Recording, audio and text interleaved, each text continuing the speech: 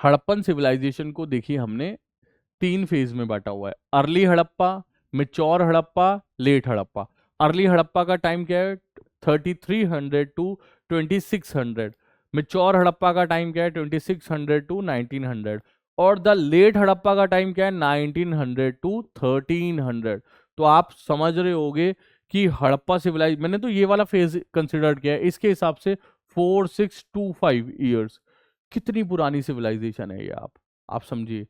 और पुराना होना इसकी इंपॉर्टेंस नहीं है इतनी ज्यादा।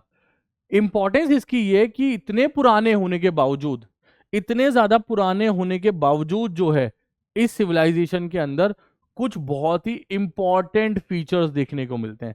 बहुत ही इंपॉर्टेंट फीचर्स आज हमारी सोसाइटी में वो फीचर्स नहीं है दोस्तों।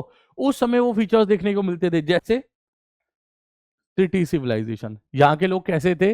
ये लोग अर्बन थे। यहां पर क्या था? अर्बनाइजेशन था, शहरीकरण था। यहां पर क्या था? शहरीकरण था।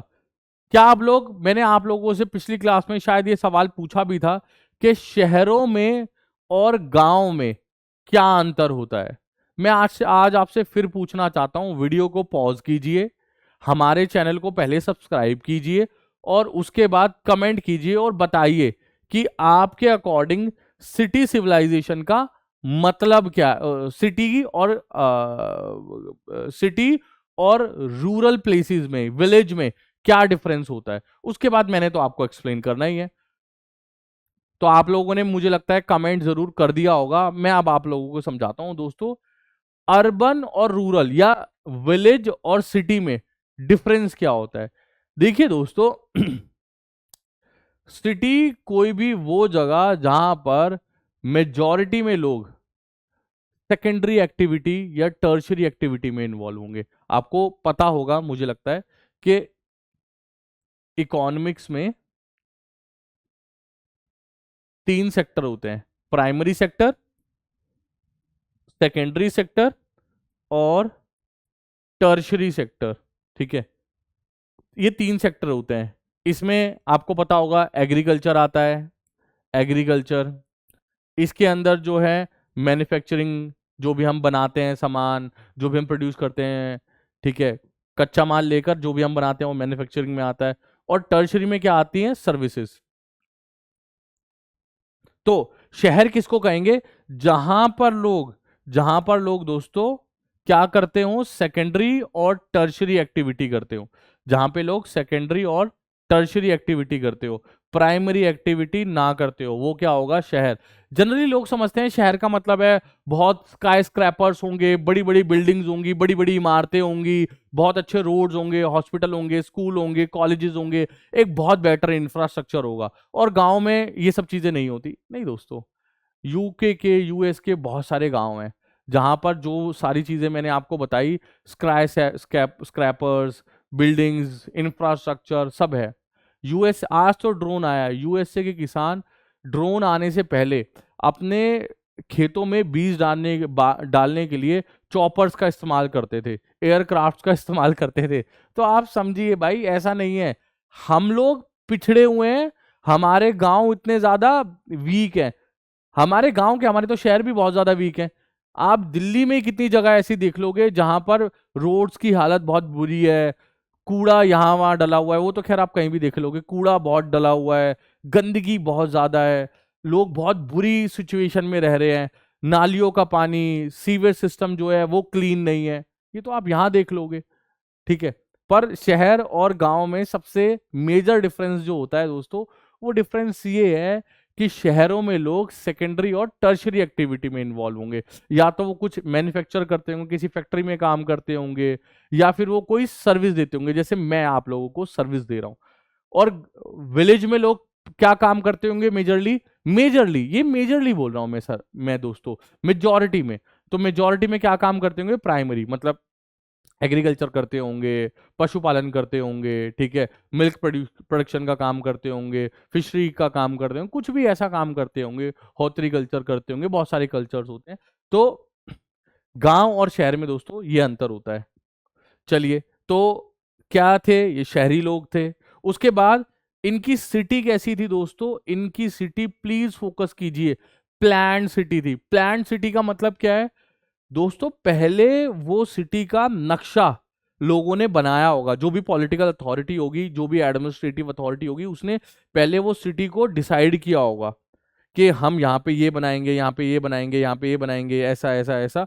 और वो सिटी को एज इट इज फिर रेप्लिकेट कर दिया ऑन द ग्राउंड। आप सोचिए, आज से 4,500 साल पहले लगभग प्लान्ड सिटी थी। आप बाकी सब जगह तो छोड़िए, आप दिल्ली में ही चले जाइए। दिल्ली में आप जरा पुरानी दिल्ली जाइए, तुर्कमान गेट चले जाइए, आप जामा मस्जिद की तरफ आप चली जाइए, आप वहां देखिए एक बार। वहां पर इतनी छोटी छोटी गलियां हैं, मतलब दो घर आपस में बहुत ज्यादा मिले हुए हैं, बिल्कुल मिले हुए हैं। कब सूरज नहीं आता है वहां पे, सूरज की रोशनी नहीं आती है गलियों में, बहुत छोटी छोटी। अगर आपको कहीं पर जाना है और आप नए हो, यदि आपने कोई एक गली मिस कर दी मुड़ने में, आप पता नहीं कहाँ निकल जाओगे। गूगल मैप भी वहां पे काम नहीं करता है दोस्तों। आप सोचिए, जहां पर गूगल मैप ढंग से काम नहीं करता है, जहां पर इतनी चीजें हैं, वो भी आज के समय में। इंडिया अपने आप को विश्व गुरु कहता है, और हम 4600 ईयर्स पहले प्लान सिटी थी। नई पुरानी दिल्ली के बारे में तो ऐसा कहते हैं लोग, दोस्तों लोग, कि वहां की गलियां पार्ट में बांटूं, और मैं इसमें आपको 3 थीम समझा पाऊं, जिसमें मैंने आपको एंशंट थीम समझाने की कोशिश की कि कैसे वहां पर kings, society, caste, class, travellers, उनका क्या इंपॉर्टेंट रोल है, कैसे किंग्स इमर्ज होते हैं, कैसे क्लासेस इमर्ज होती हैं, कैसे कास्ट इमर्ज होते हैं, और क्या ट्रैवलर्स ने जो है एंशंट हिस्ट्री के बारे में कहा। उसके बाद मैंने आपको मिडिवल हिस्ट्री के बारे में बताने की कोशिश की। मैंने वहां पर बताया कैसे फॉरेन अटैक्स हुए, कैसे सोसाइटी की मिक्सिबिलिटी हुई, कैसे जो मुस्लिम रूलर्स और इंडियन रूलर्स मिलकर उन्होंने एक सोसाइटी को इमर्ज कराया, या मुस्लिम फेथ और हिंदू फेथ ने कैसे सोसाइटी को इमर्ज कराया। भक्ति सूफी मूवमेंट मैंने थोड़ा सा आपको बताने की कोशिश की थी। फिर मैंने आपको बताया कि कैसे मॉडर्न इंडिया में या फिर मिडिवल इंडिया के लास्ट में कैसे फॉरेनर्स भारत में आए, और फॉरेनर्स ने भारत में आने के बाद कैसे अपनी धीरे धीरे मोनोपोली स्टैब्लिश की, कैसे मुगल वीक हुए। मुगल वीक होने का जो सारा फायदा था, किस प्रकार ब्रिटिशर्स को मिला, ये सारी चीजें मैंने आपको प्रीवियस क्लास में, जब मैं सिलेबस डिस्कस कर रहा था, तो मैंने आपको बताने की कोशिश की। मुगल वीक होने के बाद जब मुगल डिक्लाइन हो गए 1707 औरंगजेब की डेथ के बाद, तो कैसे ब्रिटिशर्स बहुत पावरफुल हो गए। उसके बाद कैसे भारत में ब्रिटिशर्स के रूल के बाद इंडियंस का रिएक्शन आया, कैसे इंडियन का रिएक्शन ने कांग्रेस बनाया, कांग्रेस ने क्या क्या रिएक्ट किया, उसके बाद गांधी जी आए, और फिर उसके बाद हमें आज़ादी मिली। इसके बारे में आपको सिलेबस में मैंने बताने की पूरी कोशिश की है। तो आज दोस्तों आपको याद ही होगा, हमने अपने सिलेबस की शुरुआत हड़प्पा हड़प्पा सिविलाइजेशन से शुरू की थी। तो आज दोबारा से दोस्तों आ जाते हैं हम। आज हम हड़प्पा सिविलाइजेशन को इन डेप्थ डिस्कस करेंगे, आपके एग्जाम पॉइंट ऑफ व्यू से डिस्कस करेंगे। हम उसमें सारी चीज़ें वो कवर करने की कोशिश करेंगे जो भी आपके एग्जाम पॉइंट ऑफ व्यू से एग्जाम पैटर्न के लिए बहुत इंपॉर्टेंट है। तो आइए दोस्तों शुरू करते हैं। देखिए दोस्तों, अगर हम बात करें हड़प्पा की, तो आप सभी को पता है हड़प्पा एक सिविलाइजेशन थी। सिविलाइजेशन क्या होती है मैं अभी आपको बताता हूं पहले, लेकिन आपने ना ये हड़प्पा सिविलाइजेशन से पहले एक वर्ड और सुना होगा, मेसोपोटामियन सिविलाइजेशन, या एक और सिविलाइजेशन के बारे में सुना होगा, मेसोपोटामियन सिविलाइजेशन। तो देखिए दोस्तों, सबसे इंपॉर्टेंट चीज है Harappa civilisation, Mesopotamian civilisation, Egyptian civilisation, त्वांग सिविलाइजेशन, ये सब सिविलाइजेशंस का मतलब क्या है? तो देखिए दोस्तों, सिविलाइजेशन ना मैं आपको बहुत ही इजीएस्ट वे में बताऊं। सिविलाइजेशंस दोस्तों कुछ नहीं है, आप देखिए, आप याद कीजिए, हमने शुरुआत कहाँ से की थी? हमने शुरुआत की थी, जी दोस्तों, तो हमने शुरुआत की थी स्टोन एज से, आपको याद है? अब स्टोन एज जो है ना दोस्तों, यहां पर इंसान, मैंने बताया था कि जनरली कोई लैंग्वेज नहीं थी, जनरली कोई लैंग्वेज नहीं थी, इनिशियली तो इमोशंस भी नहीं थे, ये लोग जो थे, राइटिंग रीडिंग ये तो है ही नहीं, इनकी कोई ऐसी एज सच सोसाइटी नहीं थी, इनका एज सच कोई सोशल ऑर्डर नहीं था, इनका कोई पॉलिटिकल सिस्टम नहीं था, कुछ भी नहीं था दोस्तों इनका। आप समझ रहे हैं, जैसे जानवर सरवाइव करते हैं ना, वैसे ही ये लोग थे। आप बिल्कुल आसान भाषा में ऐसे समझिए, स्टोन एज में जो इंसान था, ब्रेन आ गया है पर उतना डेवलप नहीं हुआ है, ब्रेन का साइज उतना डेवलप नहीं हुआ है, फंक्शनिंग नहीं हुआ है ब्रेन उतना ज्यादा, बहुत एक ग्रेजुअल प्रोसेस था कि कैसे ब्रेन जो है धीरे धीरे फंक्शनिंग में आया। आप और मैं जितना आज ब्रेन का यूज कर पा रहे हैं, ये लोग थोड़ी कर पाते थे उतना यूज। तो इनके समय तक जो आज हम लोग सोसाइटी में फीचर्स देखते हैं कि हम एक पॉलिटिकल सिस्टम में रहते हैं, हम एक रूल ऑफ लॉ के अंदर रहते हैं, हम एक ऑर्गेनाइज्ड सोसाइटी में रहते हैं, ये सब पहले नहीं था। तो ये उसके बाद स्टोन एज के बाद मैंने आपको और कुछ एज बताई थी, चैल्कोलिथिक, उसके बाद मैंने आप लोगों को बताई थी ब्रॉन्ज एज। आपको याद होगा ब्रॉन्ज एज, और हमारा चैप्टर भी यहीं से शुरू होता है, ब्रॉन्ज एज से। देखिए दोस्तों, स्टोन एज के बाद चैल्कोलिथिक, और उसके बाद ब्रॉन्ज एज। देखिए दोस्तों, ब्रॉन्ज एज आपको याद होगा, मैंने आपको बताया था इसमें, यहां पे इंसान किसका इस्तेमाल करता था? Copper plus tin, copper plus tin, इन दोनों से मिलकर क्या बनता था? ब्रॉन्ज बन जाता। ब्रॉन्ज एज जो थी, यहां पर इंसान थोड़ा बहुत एग्रीकल्चर को और एडवांस करने लगा था, थोड़ी बहुत चीजों को और एडवांस करने लगा था। और मैंने बताया था कि इस ब्रॉन्ज एज में ही भारत में एक सिविलाइजेशन का जन्म हुआ था, एक सभ्यता का जन्म हुआ था। कब हुआ था? ब्रॉन्ज एज में हुआ था। याद होगा दोस्तों आपको, मैंने मैप भी आप लोगों के लिए उस समय ड्रॉ किया था।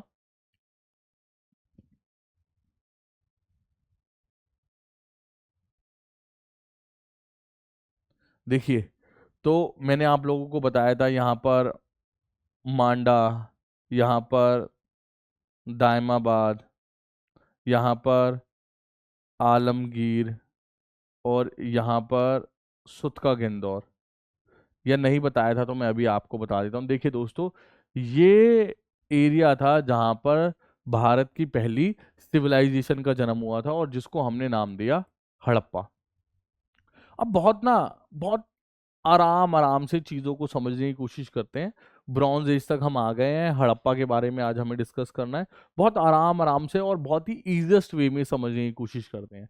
सबसे पहले सवाल का जवाब देने की कोशिश करते हैं, सिविलाइजेशन किसे कहते हैं? हड़प्पा सिविलाइजेशन क्या थी वो बाद में देखेंगे, सबसे पहले सिविलाइजेशन क्या है। देखिए दोस्तों, सिविलाइजेशन का बहुत आसान भाषा में मैं मतलब बताऊं तो, सिविलाइजेशन ऐसे लोगों के समूह को, ग्रुप को कहते हैं जिनका अपना एक सोशल ऑर्डर, जिनकी अपनी एक सोसाइटी हो, जिनका एक अपना पॉलिटिकल ऑर्डर, अपना एक पॉलिटिक्स हो उनके बीच में, जिनका एक इकोनॉमिकल ऑर्डर, उनकी एक इकोनॉमिक्स हो, ठीक है, जिनका एक कल्चर हो, ट्रेडिशन हो, रिचुअल हो, कस्टम्स हो, लॉ हो, रूल ऑफ लॉ हो, रूल्स एस्टैब्लिश करते हो, और मोस्ट इंपॉर्टेंटली दोस्तों उनको क्या आता हो? लिखना और पढ़ना आता हो। मैंने इसकी डेफिनेशन यहाँ पर ऐड भी की है। देखिए, मैंने सिविलाइजेशन की डेफिनेशन बहुत इनिशियली ऐड कर दी थी। सिविलाइजेशन क्या है? तो सिविलाइजेशन है group of people, group of people जो एक सोशल ऑर्डर में रहते हैं, ठीक है, बहुत सारे लोग एक साथ रहते हैं, मतलब सोशल ऑर्डर का मतलब बहुत सारे लोग एक साथ रहते हैं, जो आपस में एक दूसरे के साथ कोई भाव रखते हैं, दो इंटरेस्ट शेयर करते हैं। उसके बाद एक पॉलिटिकल सिस्टम है। पॉलिटिकल सिस्टम यानी कि दोस्तों, पॉलिटिकल सिस्टम का मेरा मतलब है कि एक बात बताइए, जब इतने लोग एक साथ रह रहे हैं, उन लोगों को बहुत सारी सुविधाओं की जरूरत होगी, बहुत सारी चीजों की जरूरत होगी, बहुत सारे नियमों की जरूरत होगी, बहुत सारी इंफ्रास्ट्रक्चर की जरूरत होगी, बहुत सारी चीजों की जरूरत होगी लोगों को। एक बात बताइए, वो सारी चीजें बिना पॉलिटिक्स के लोगों को कैसे आएंगी? अगर 10 लोग एक साथ रहने लगे और कोई एक आदमी या किसी को अपने आप में लीडर नहीं बनाया, तो कैसे वो लोग 10 लोग साथ रहेंगे? आप देखिए ना, आप बच्चे एक साथ रहते होंगे तो आपकी क्लास में भी एक मॉनिटर होता है ना, टीचर एक मॉनिटर बनाता है कि वो मॉनिटर जो है वो डिसाइड करेगा कि कौन बच्चा क्या काम करेगा, बोर्ड पे वो लिखेगा कि कौन बच्चा शरारत, तो मतलब टीचर को इन्फॉर्म करेगा कौन बच्चा शरारत तो नहीं कर रहा है। टीचर छोटे मोटे काम मॉनिटर को दे देते हैं। मॉनिटर आपके लिए एक तरीके का लीडर है ना। अब एक बात बताइए कि अगर आपकी क्लास में वो मॉनिटर ना हो तो आपकी क्लास में हो सकता है ना कि कोई बच्चा सही से काम नहीं कर रहा है टीचर की मौजूदगी में, कोई किसी से बात कर रहा है, कोई कुछ कर रहा है। मतलब there is a authority as a monitor कि जो आपको कहीं ना कहीं क्या कर रहा है, रेगुलेट। वही सोसाइटी में, सोसाइटी को कोई रेगुलेट करने वाला भी तो चाहिए, कोई एक अथॉरिटी भी तो चाहिए जो उनको बोल सके कि भाई तुम ये करो, तुम्हारा ये काम है। और अगर कोई व्यक्ति अपने दायित्व, अपनी जिम्मेदारी, अपनी ड्यूटी को फुलफिल नहीं करता है तो उसके लिए एक अथॉरिटी हो जो उसको दंड दे सके, जो उसको पनिश कर सके, या फिर जो उसको कम से कम डिफाइन तो कर सके कि ये आपकी ड्यूटी, आपको ये करना चाहिए। तो दोस्तों, पॉलिटिकल सिस्टम किसी भी सोसाइटी में होना बहुत जरूरी है। अदरवाइज आप मान लीजिए डेवलपमेंट कैसे होगा, 10 लोग एक साथ रहकर डेवलपमेंट नहीं कर सकते। आप ना 10 लोगों का समूह बनाइए और डेवलपमेंट करने का कुछ कोशिश कीजिए, आप लोगों में किसी ना किसी बात पे बहस होती रहेगी। लीडर बहुत इंपॉर्टेंट होता है दोस्तों। लीडर जो है आपको मार्गदर्शन देता है। पॉलिटिकल सिस्टम इसलिए बहुत जरूरी है। आज हमारे देश में जो हमारा पॉलिटिकल सिस्टम है, prime minister, president, council of ministers, ये बहुत जरूरी है। अगर ये लोग ना हो, आईएएस आईपीएस ऑफिसर, पूरा एडमिनिस्ट्रेटिव सिस्टम, अगर ये सब ना हो तो हम और मैं डेवलप नहीं कर सकते। आप जहां पर रहते होंगे, किसी गली में रहते होंगे, किसी सोसाइटी में रहते होंगे, किसी मोहल्ले में रहते होंगे, आप अपने मोहल्ले को, अपनी सोसाइटी को, अपनी गली को किसी एक चीज के लिए राजी नहीं कर सकते। क्यों? आपके पास कोई अथॉरिटी नहीं है। पॉलिटिकल सिस्टम क्या है? पॉलिटिकल सिस्टम वो अथॉरिटी देता है, वो पावर देता है। ओके, तो चलिए आगे चलते हैं। तो हड़प्पन्स के पास माइट भी एक, सॉरी, सिविलाइजेशन में एक पॉलिटिकल सिस्टम भी होगा, और जैसा मैं बोल रहा था हड़प्पन्स के पास भी होगा माइट भी पॉलिटिकल सिस्टम। उसके बाद उनका कोई कल्चर होगा। देखिए दोस्तों, कल्चर क्या होता है? कल्चर आप बहुत आसानी से समझे तो in the way of life, जीवन जीने के क्रम में आदमी या पर्सन जो भी चीजें अपनी जरूरत के अनुसार बनाता है या सीखता है, और एक टाइम के बाद वो सीखी गई चीजें या जो उसने इन्वेंशंस किए थे उनको जो वो फॉलो कर रहा है, वो एक समय के बाद बन जाते हैं कल्चर। बहुत आसान भाषा में देखिए दोस्तों, कल्चर मैं समझाने की कोशिश कर रहा हूँ एक एग्जांपल से। देखिए दोस्तों, आपने देखा होगा हमारे भारत में कल्चर है जनरली कि लोग सुबह सुबह उठकर ना पेड़ पौधों को, तुलसी को, पीपल को पानी चढ़ाते हैं। अब आप सोचिए डेवलप कैसे हुआ होगा, कैसे, कुछ तो रीजन हुआ होगा। हो सकता है कि सोसाइटी में एक समय पे ग्रीनरी बहुत कम हो, बहुत कम ग्रीनरी हो, तो लोग उस ग्रीनरी को बचाने के लिए क्या करते हो, सुबह सुबह उठकर, क्योंकि वो उस ग्रीनरी को बचाने के लिए सबसे पहली ड्यूटी अपनी ये समझते हो कि मुझे सुबह उठकर सबसे पहले पेड़ पौधों को पानी देना है। ये शुरुआत में क्या थी? जरूरत। जरूरत क्या बनी? धीरे धीरे आदत। रोज करने लगे लोग, रोज करने लगे, क्या बन गई? आदत। और आदत जो है वो धीरे धीरे क्या बन जाती है? कल्चर बन जाती है, संस्कृति बन जाती है। समझ रहे हैं दोस्तों? तो इसी तरीके से कोई भी दुनिया में जो कल्चर होता है उसकी शुरुआत किसी जरूरत से होगी, जरूरत के बाद वो एक आदत बन जाती है, और आदत के बाद वो चीज कल्चर बन जाती है, और कल्चर के बाद वो एक समय बाद रिलीजन का पार्ट बन जाती है। तो इनका कोई कल्चर भी होगा, कुछ चीजें ये शायद फॉलो करते होंगे, ठीक है, माइट भी उस समय उनको जरूरत होती होगी, बाद में फॉलो करने लगे, आदत बन गई, आदत के बनने के बाद वो कल्चर का पार्ट बन गया। तो ये है दोस्तों कल्चर, तो इनका कोई कल्चर भी होगा। किसी भी सोसाइटी में, किसी भी सिविलाइजेशन में culture is the most important key. Culture is the one of the most important key, बहुत ज्यादा जरूरी है दोस्तों कल्चर। कल्चर ये दिखाता है कि कोई सोसाइटी कितनी पुरानी है, ये सोसाइटी का अभी जन्म नहीं हुआ है, क्योंकि सोसाइटी धीरे धीरे with the time culture develop करती है। बहुत सारी जरूरतों के बाद, बहुत सारी चीजों के बाद कल्चर डेवलप होता है। कोई भी सोसाइटी ओरिजिन हुई और ओरिजिन होते ही उसका कल्चर नहीं बनता है। कल्चर बनने में हजारों साल लग जाते हैं, मतलब हजारों और भी ज्यादा साल लग जाते हैं। कल्चर बनने में बहुत टाइम लगता है। चलिए, तो कल्चर, फिर उनके बीच में क्या है? लॉज होंगे, लॉज स्टैब्लिश्ड होंगे। आप एक बात बताइए दोस्तों, अगर आप और मैं जिस सोसाइटी में आज रह रहे हैं, एक बार इसे इमेजिन करिए, इस सोसाइटी को बिना लॉज के, बिना रूल्स के। आप समझ पा रहे होंगे कि बिना रूल्स के, बिना लॉज के सोसाइटी कितनी अधूरी और कितनी मुश्किल है। लोग, इतने सारे रूल्स होने के बाद भी इतनी प्रॉब्लम्स आती है। आप सोचिए रूल्स और लॉज ना हो तो कोई भी कुछ भी करेगा। आपने कहावत सुनी होगी, जिसकी लाठी उसकी भैंस। सोसाइटी में जो व्यक्ति बहुत ज्यादा बलशाली है वो कमजोर आदमी पे जुल्म करेगा। लॉज होने से मैं एक कमजोर व्यक्ति, मुझे ये कॉन्फिडेंस मिलता है, ये गारंटी मिलती है कि अगर मुझसे कोई बलशाली आदमी, मुझसे पावरफुल आदमी अगर मेरे साथ कुछ गलत करता है तो मुझे प्रोटेक्ट करने के लिए क्या है, लॉ है। लॉ मुझे और उस व्यक्ति को इक्वल बना देता है। बेशक मैं उस चीज मैं उससे बल में कमजोर हूं और वो मुझसे बहुत ज्यादा है, बट स्टिल लॉ मुझे और उसे दोनों को बराबर बनाता है। वो अपनी पावर का गलत फायदा नहीं उठा सकता मुझ पर। चलिए, तो लॉज किसी भी सोसाइटी के लिए बहुत जरूरी है। अदरवाइज बिना लॉज के कोई भी सोसाइटी बहुत ज्यादा एक्सप्लॉइटेशन होगा, बहुत ज्यादा एट्रोसिटीज होंगी। तो लॉज, उसके बाद रूल्स। क्या आप मुझे बता सकते हैं वैसे कि लॉज और रूल्स में क्या डिफरेंस होता है? बताइए दोस्तों, आपके अकॉर्डिंग लॉज और रूल्स में क्या डिफरेंस है? चलिए, मैं आप लोगों को ये काम कमेंट में डालने के लिए देता हूं। आप मुझे कमेंट में लिखकर बताइए कि लॉज और रूल्स में क्या डिफरेंस है। हम आगे चलते हैं। उसके बाद सबसे द मोस्ट इंपॉर्टेंट थिंग, सबसे इंपॉर्टेंट चीज क्या है कि उन लोगों को क्या आता हो, राइटिंग और रीडिंग। सबसे इंपॉर्टेंट राइटिंग और रीडिंग। तो सिविलाइजेशन क्या है? सिविलाइजेशन ऐसे लोगों का ग्रुप है जिनका एक political system, economical system, social system, culture हो, लॉज हो उनकी सोसाइटी में, रूल्स हो, and the most most important thing, उनको क्या आता हो, लिखना और पढ़ने की आर्ट आती हो। तो ऐसे ग्रुप को, लोगों को हम क्या बोलते हैं? ऐसे ग्रुप के लोगों को हम बोलते हैं सिविलाइजेशन या सिविलाइज्ड पीपल। तो दोस्तों, दुनिया में पहली सिविलाइजेशन कौन सी है हमें जानना जरूरी है दोस्तों, जानना चाहिए हमें। फर्स्ट सिविलाइजेशन आप बता सकते हैं कोई? दुनिया की पहली सिविलाइजेशन कौन सी है?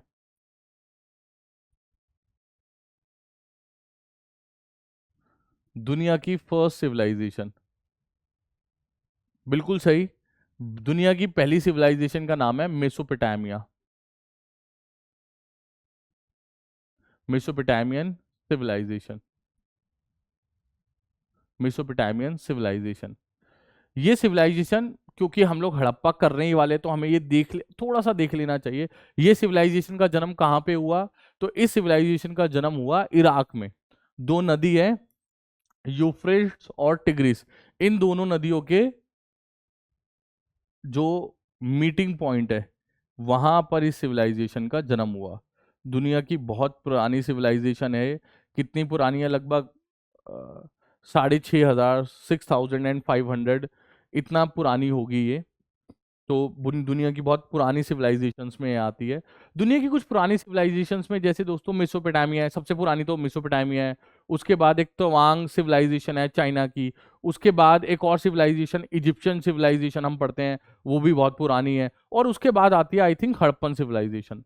तो ये है दुनिया की पुरानी सिविलाइजेशंस में। अब हम आ जाते हैं फाइनली हड़प्पन सिविलाइजेशन में। तो ये दोस्तों एस्पायरिंग एसेस, ये हमारा इनिशिएटिव है। हमारा इनिशिएटिव है कि हम सोसाइटी के ऐसे बच्चों से जुड़ सके जिनके पास रिसोर्सेज की बहुत ज्यादा कमी है, जिनके पास कमी है कि quality education, quality material, quality resources उनको नहीं मिल पा रहे हैं। माइट भी वो बहुत अच्छे ब्रिलियंट बच्चे होंगे। तो एस्पायरिंग एसेस का ये इनिशिएटिव है कि हम लोग किसी तरीके से उन बच्चों तक पहुंच पाए, उन बच्चों को एक क्वालिटी जो स्टैंडर्ड्स हैं वो डिलीवर कर पाए, और ऐसे बच्चों को भी हम आगे बढ़ा पाए। आप लोग भी प्लीज हमारे साथ जुड़िए, आप लोग हमारे साथ जुड़िए, ऐसे बच्चों को हमारे साथ जोड़िए, उनको हमारे ये लेक्चर शेयर कीजिए, आप अपने दोस्तों को भी शेयर कीजिए, आप अपने आसपास के लोगों को, अपने दोस्तों को शेयर कीजिए। हम ये गारंटी देते हैं, हम ये आश्वासन देते हैं आपको कि हम लोग आपको क्वालिटी लेक्चर्स डिलीवर करेंगे, हम लोग यूट्यूब पे आपको क्वालिटी लेक्चर डिलीवर करेंगे, हम लोग आपको वो सारी क्वेरीज आपकी सॉल्व करेंगे। मान लीजिए आपको कोई भी क्वेरी है, आप कमेंट में लिखिए, हम लोग उसके ऊपर सेपरेट वीडियो बनाएंगे, हम उसके ऊपर आपके साथ वीडियो कॉल पे मीटअप रखेंगे, हम कुछ ना कुछ जरूर करेंगे आपकी क्वेरीज को सॉल्व करने के लिए। तो मैं आप लोगों को इनवाइट करता हूं कि आइए प्लीज जुड़िए, to do justice with your syllabus, to justice with your chronological aspect of history. मेरे साथ जुड़िए। हाय, मेरा नाम अक्षय है, मैं आप लोगों के साथ जुड़ना चाहता हूं हिस्ट्री के लिए, आपके हिस्ट्री के कॉन्सेप्ट्स को बहुत क्लियर करने के लिए। और आप और मैं मिलकर हिस्ट्री का जो एक बहुत बड़ा फियर है कि हिस्ट्री बहुत बड़ी, बहुत बोरिंग है और हिस्ट्री से लोगों को जनरली डर लगने लगता है, वो फियर जो है मैं आप लोगों के साथ मिलकर खत्म करना चाहता हूं। चलिए आइए शुरू करते हैं आगे। तो दोस्तों, चैप्टर का नाम क्या है? चैप्टर का नाम है, मतलब आपके हिस्ट्री की बुक में तो लिखा होगा ब्रिक्स, बीड्स एंड बोन्स, पर ये चैप्टर कहां से है? ब्रॉन्ज एज से। जैसा मैंने आपको बताया था, स्टोन एज, स्टोन एज के बाद चैल्कोलिथिक। स्टोन एज में सिर्फ किसका इस्तेमाल करता था इंसान? पत्थरों का। चैल्कोलिथिक एज में इंसान किसका यूज करता था? पत्थर प्लस कॉपर, मतलब स्टोन विद कॉपर। और ब्रॉन्ज एज में किसका यूज करता था? याद होगा आपको, बताइए। कॉपर प्लस टिन, इसका यूज करता है। इस सिविलाइजेशन को हम, भारत में ब्रॉन्ज एज में ही सिविलाइजेशन का जन्म हुआ था। नाम क्या है? हड़प्पा सिविलाइजेशन। इस सिविलाइजेशन को हम बहुत सारे अदर नेम से भी जानते हैं, जैसे जैसे जैसे इंडस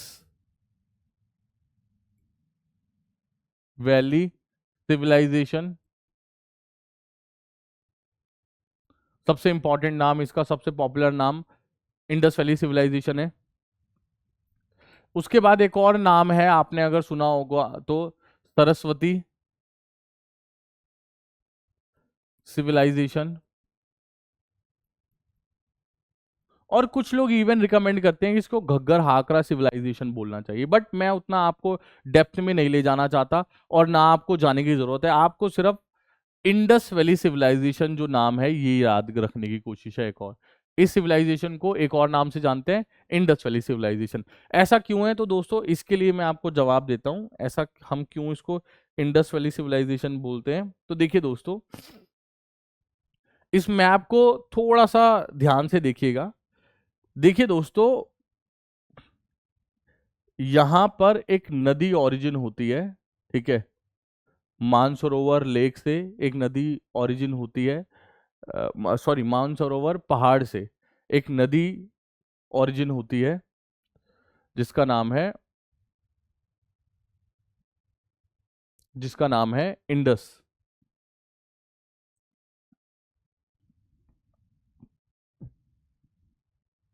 तो मैं क्या कह रहा था आपको कि यहां से एक नदी ओरिजिन होती है, लेक का नाम है मानसरोवर, और एक पहाड़ जो है यहां पर उसका नाम है कैलाश। यहां से एक नदी ओरिजिन होती है और वो नदी इस तरीके से भारत में बहकर और ऐसे यहां निकल जाती है, ऐसे यहां निकल जाती है। खैर मैंने बहुत ज्यादा इसको यहां कर दिया है, मैं इसको एग्जैक्ट बनाता हूं। वो नदी जो है वो लग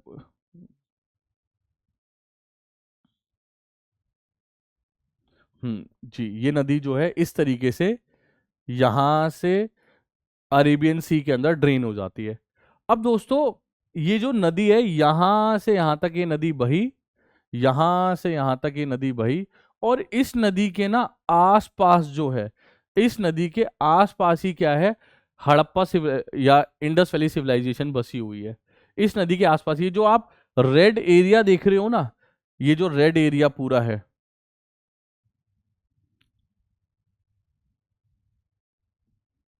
ये रेड एरिया क्या दिखा रहा है, ये डिमार्केट कर रहा है बाउंड्री ऑफ हड़प्पा। ये रेड एरिया क्या है, ये डिमार्केट कर रहा है बाउंड्री ऑफ हड़प्पा, या फिर हड़प्पा सिविलाइजेशन कहाँ तक फैला हुआ था। ये देख लिए दोस्तों हड़प्पा सिविलाइजेशन। अब आप देखिए ये हड़प्पा सिविलाइजेशन जो इंडस रिवर है, इंडस रिवर जो है मेजरली वहीं पर है, इंडस रिवर के आसपास ही ये सिविलाइजेशन बसा हुआ है। इस वजह से इसको इंडस वैली सिविलाइजेशन भी हम लोग बोल देते हैं, इस वजह से हम इसको इंडस वैली सिविलाइजेशन भी कहते हैं। तो सबसे पहले हड़प्पा सिविलाइजेशन का एक और नाम Indus valley civilisation, Saraswati civilisation और कुछ अदर नेम्स है, वो हमें जानने की जरूरत नहीं है। इस सिविलाइजेशन के अंदर ना दोस्तों हमें ब्रिक्स, बीड्स, बोन्स और बहुत सारी चीजें हैं जो हमें ना इस सिविलाइजेशन से मिली है। देखिए दोस्तों ये सिविलाइजेशन आज से लगभग 4,500 साल पुराना है। आप समझ रहे हैं 4,500 साल पुराने, लगभग आप समझ रहे हैं 4,500 साल पुराने ये ब्रिक्स, बीड्स, बोन्स, ये मिलना आज के लिए हमारे लिए वो एक बहुत बड़ी चीज है। ये हमारे लिए आज के समय पे गोल्ड है। ये हमारी कल्चर को बताता है, हमारे 4,500 साल पहले लोग किस तरीके के बर्तन इस्तेमाल करते थे, किस तरीके के औजार इस्तेमाल करते थे, किस तरीके के ऑर्नामेंट्स पहनते थे, घर किस तरीके के बनाते थे। तो वो बहुत हमारे लिए इंपॉर्टेंट चीज है। तो हम लोग ये सारी चीजें भी देखने की कोशिश करेंगे। इसलिए इस चैप्टर का नाम भी क्या है, ब्रिक्स बीड्स एंड बोन्स, क्योंकि इस चैप्टर में जनरली एनसीईआरटी आपको उन सब पुरानी चीजों से इंट्रोड्यूस कराना चाहती है, आपको वो कल्चर और उस कल्चर में जो चीजें थी इतनी ऐसी, उनसे आपको इंट्रोड्यूस कराना चाहती है। तो सिविलाइजेशन का सबसे पहले मतलब क्या है, तो it is a group of people having a social order, political system, culture, laws, rules and most importantly they knowing the art of writing and reading. तो दोस्तों यहीं पे मुझे लगता है एक बात मुझे ऐड कर देनी चाहिए, हड़प्पन्स जो है वो लिखना जानते थे, ठीक है। अब आपको पता होगा कभी भी कोई भी भाषा को जब हम लिखते हैं तो हमें जरूरत होती है किसकी, स्क्रिप्ट की। हमें जरूरत होती है किसकी, स्क्रिप्ट। स्क्रिप्ट को हिंदी में बोलते हैं लिपि। आपने बचपन में सुना होगा हिंदी की लिपि क्या है, देवनागरी, सुना होगा आपने। तो ऐसे ही हड़प्पन्स जो है, उस समय तो देवनागरी नहीं होगी, जाहिर सी बात है देवनागरी नहीं होगी, बहुत पुरानी बात है। तो उस समय पे हड़प्पन्स किस भाषा में लिखते होंगे दोस्तों, तो हड़प्पन्स की स्क्रिप्ट का नाम है, हड़प्पन्स की स्क्रिप्ट का नाम है बोस्ट्रोफेडन, बोस्ट्रोफेडन, बोस्ट्रोफेडन, ठीक है। कैसी स्क्रिप्ट है ये एक पिक्टोग्राफिक स्क्रिप्ट है, पिक्टोग्राफिक, पिक्टोग्राफिक। कैसी स्क्रिप्ट है दोस्तों ये, दोस्तों ये स्क्रिप्ट है पिक्टोग्राफिक, पिक्टोग्राफिक मतलब सिंबल्स की फॉर्म में है ये स्क्रिप्ट। इस स्क्रिप्ट में क्या है, इस स्क्रिप्ट के अंदर, इस स्क्रिप्ट के अंदर बहुत सारे सिंबल्स हैं। इस सिंबल का कुछ मतलब होगा, मैं तो ऐसे ही ड्रॉ कर रहा हूं, इस सिंबल का कोई मतलब होगा, इस सिंबल का कुछ मतलब होगा, ऐसे सिंबल का कुछ मतलब होगा, ऐसे सिंबल का कुछ मतलब होगा, ऐसे सिंबल का कुछ मतलब होगा, समझ रहे हैं। तो ये भाषा टोटली किस पे टिकी हुई है, सिंबल्स पे टिकी हुई है। और कितने सिंबल्स मिलते हैं, इस लगभग 400 सिंबल्स जो है वो हमें पिक्टोग्राफी या 400 पिक्टोग्राफिक्स मिलते हैं, किसमें, बोस्ट्रोफेडन में। प्लीज याद रखिएगा दोस्तों, इनको लिखना पढ़ना आता था, लिखने के लिए स्क्रिप्ट कौन सी यूज करते थे, बोस्ट्रोफेडन। कैसी स्क्रिप्ट है, पिक्टोग्राफिक स्क्रिप्ट है। क्या होते हैं इसमें, सिंबल्स होते हैं। सिंबल, हर सिंबल का कोई अपना मतलब होगा। कितने सिंबल्स हैं, अभी के लिए आप ये मानिए लगभग 400 सिंबल्स जो हैं वो हमें अलग अलग तरीके से यूज होते हुए नजर आए हैं। इसी वजह से दोस्तों, क्योंकि ये भाषा एक सिंबल से बनी हुई भाषा है, इसी वजह से इस भाषा को आज तक हम डेसिफर नहीं कर पाए हैं, आज तक हम इस भाषा का मतलब नहीं निकाल पाए। आपको पता है दोस्तों, हमारे पास हड़प्पा के इतने सारे स्क्रिप्ट्स मिली हैं, मतलब इतनी सारे इंस्क्रिप्शंस मिले हैं जिसपे कुछ कुछ लिखा हुआ है, बहुत सारे टैबलेट्स मिले हैं, सील मिली है। पर दोस्तों प्रॉब्लम एक बहुत बड़ी है कि आज तक हम इस स्क्रिप्ट को, बोस्ट्रोफेडन को डेसिफर्ड यानी इसका अर्थ नहीं निकाल पाए हैं, और जिसकी वजह से हड़प्पन्स ने हमारे लिए क्या क्या नॉलेज का भंडार छोड़ा था वो अभी भी हमें पता नहीं लगा है, बट हम लोग लगे हुए हैं, माइट भी एक दिन हम इसको डेसिफर्ड कर देंगे। तो इनको राइटिंग और रीडिंग आती होगी दोस्तों, इसका मतलब ये लोग वहां पे स्कॉलर लोग भी होंगे, पढ़े लिखे लोग भी होंगे। चलिए, उसके बाद हम अगले आगे डिस्कशन करते हैं introduction of Harappan civilisation. Harappa civilisation को और थोड़ा सा अपने आप से इंट्रोड्यूस कराते हैं कि क्यों पढ़ रहे हैं, इतना इंपॉर्टेंट क्यों है ये। देखिए दोस्तों सुनिए, सबसे पहली बात तो हड़प्पन सिविलाइजेशन जो है उसका जन्म जो है वो लगभग लगभग कब हुआ है, 2600 में। लगभग लगभग कब कब हुआ है, 2600 में।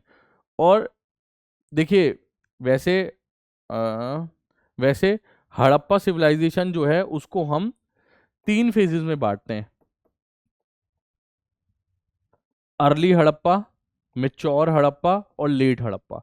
इसके टाइम पीरियड में आपको आगे बताऊंगा, पर इसका मैं पीक टाइम लिखा है मैंने यहाँ पे मैंने पीक टाइम लिखा है जब ये एकदम अपने मैच्योर्ड वे में था, जब ये बहुत अपने डेवलप्ड फेज में था। होता है ना, कभी भी कोई भी चीज जो होती है वो पहले अपने डेवलपिंग फेज में होती है, फिर डेवलप फेज में होती है, और उसके बाद डिक्लाइनिंग फेज में होती है। तो मैं अभी डेवलप्ड फेज मैंने लिखा है, तो ये डेवलप्ड फेज है 2600 टू 1900 बीसी।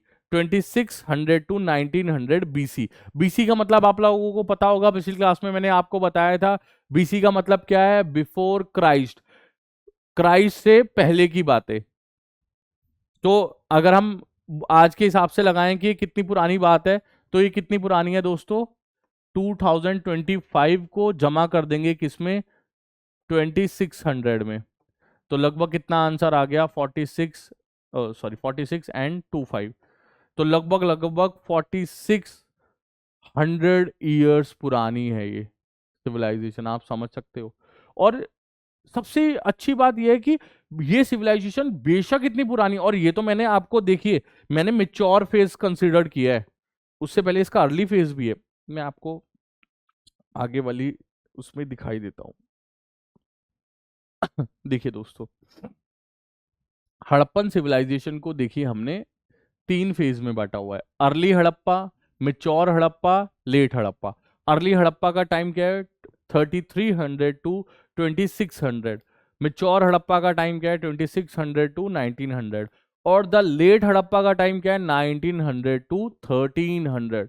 तो आप समझ रहे होगे कि हड़प्पा सिविलाइज, मैंने तो ये वाला फेज कंसिडर किया है, इसके हिसाब से 4625 ईयर्स, कितनी पुरानी सिविलाइजेशन है ये, आप समझिए। और पुराना होना इसकी इंपॉर्टेंस नहीं है इतनी ज्यादा, इंपॉर्टेंस इसकी ये कि इतने पुराने होने के बावजूद, इतने ज्यादा पुराने होने के बावजूद जो है इस सिविलाइजेशन के अंदर कुछ बहुत ही इंपॉर्टेंट फीचर्स देखने को मिलते हैं, बहुत ही इंपॉर्टेंट फीचर्स। आज हमारी सोसाइटी में वो फीचर्स नहीं है दोस्तों, उस समय वो फीचर्स देखने को मिलते थे। जैसे सिटी सिविलाइजेशन, यहाँ के लोग कैसे थे, ये लोग अर्बन थे, यहां पर क्या था, अर्बनाइजेशन था, शहरीकरण था। यहां पर क्या था, शहरीकरण था। क्या आप लोग, मैंने आप लोगों से पिछली क्लास में शायद ये सवाल पूछा भी था कि शहरों में और गांव में क्या अंतर होता है। मैं आज आपसे फिर पूछना चाहता हूं, वीडियो को पॉज कीजिए, हमारे चैनल को पहले सब्सक्राइब कीजिए और उसके बाद कमेंट कीजिए और बताइए कि आपके अकॉर्डिंग सिटी सिविलाइजेशन का मतलब क्या, सिटी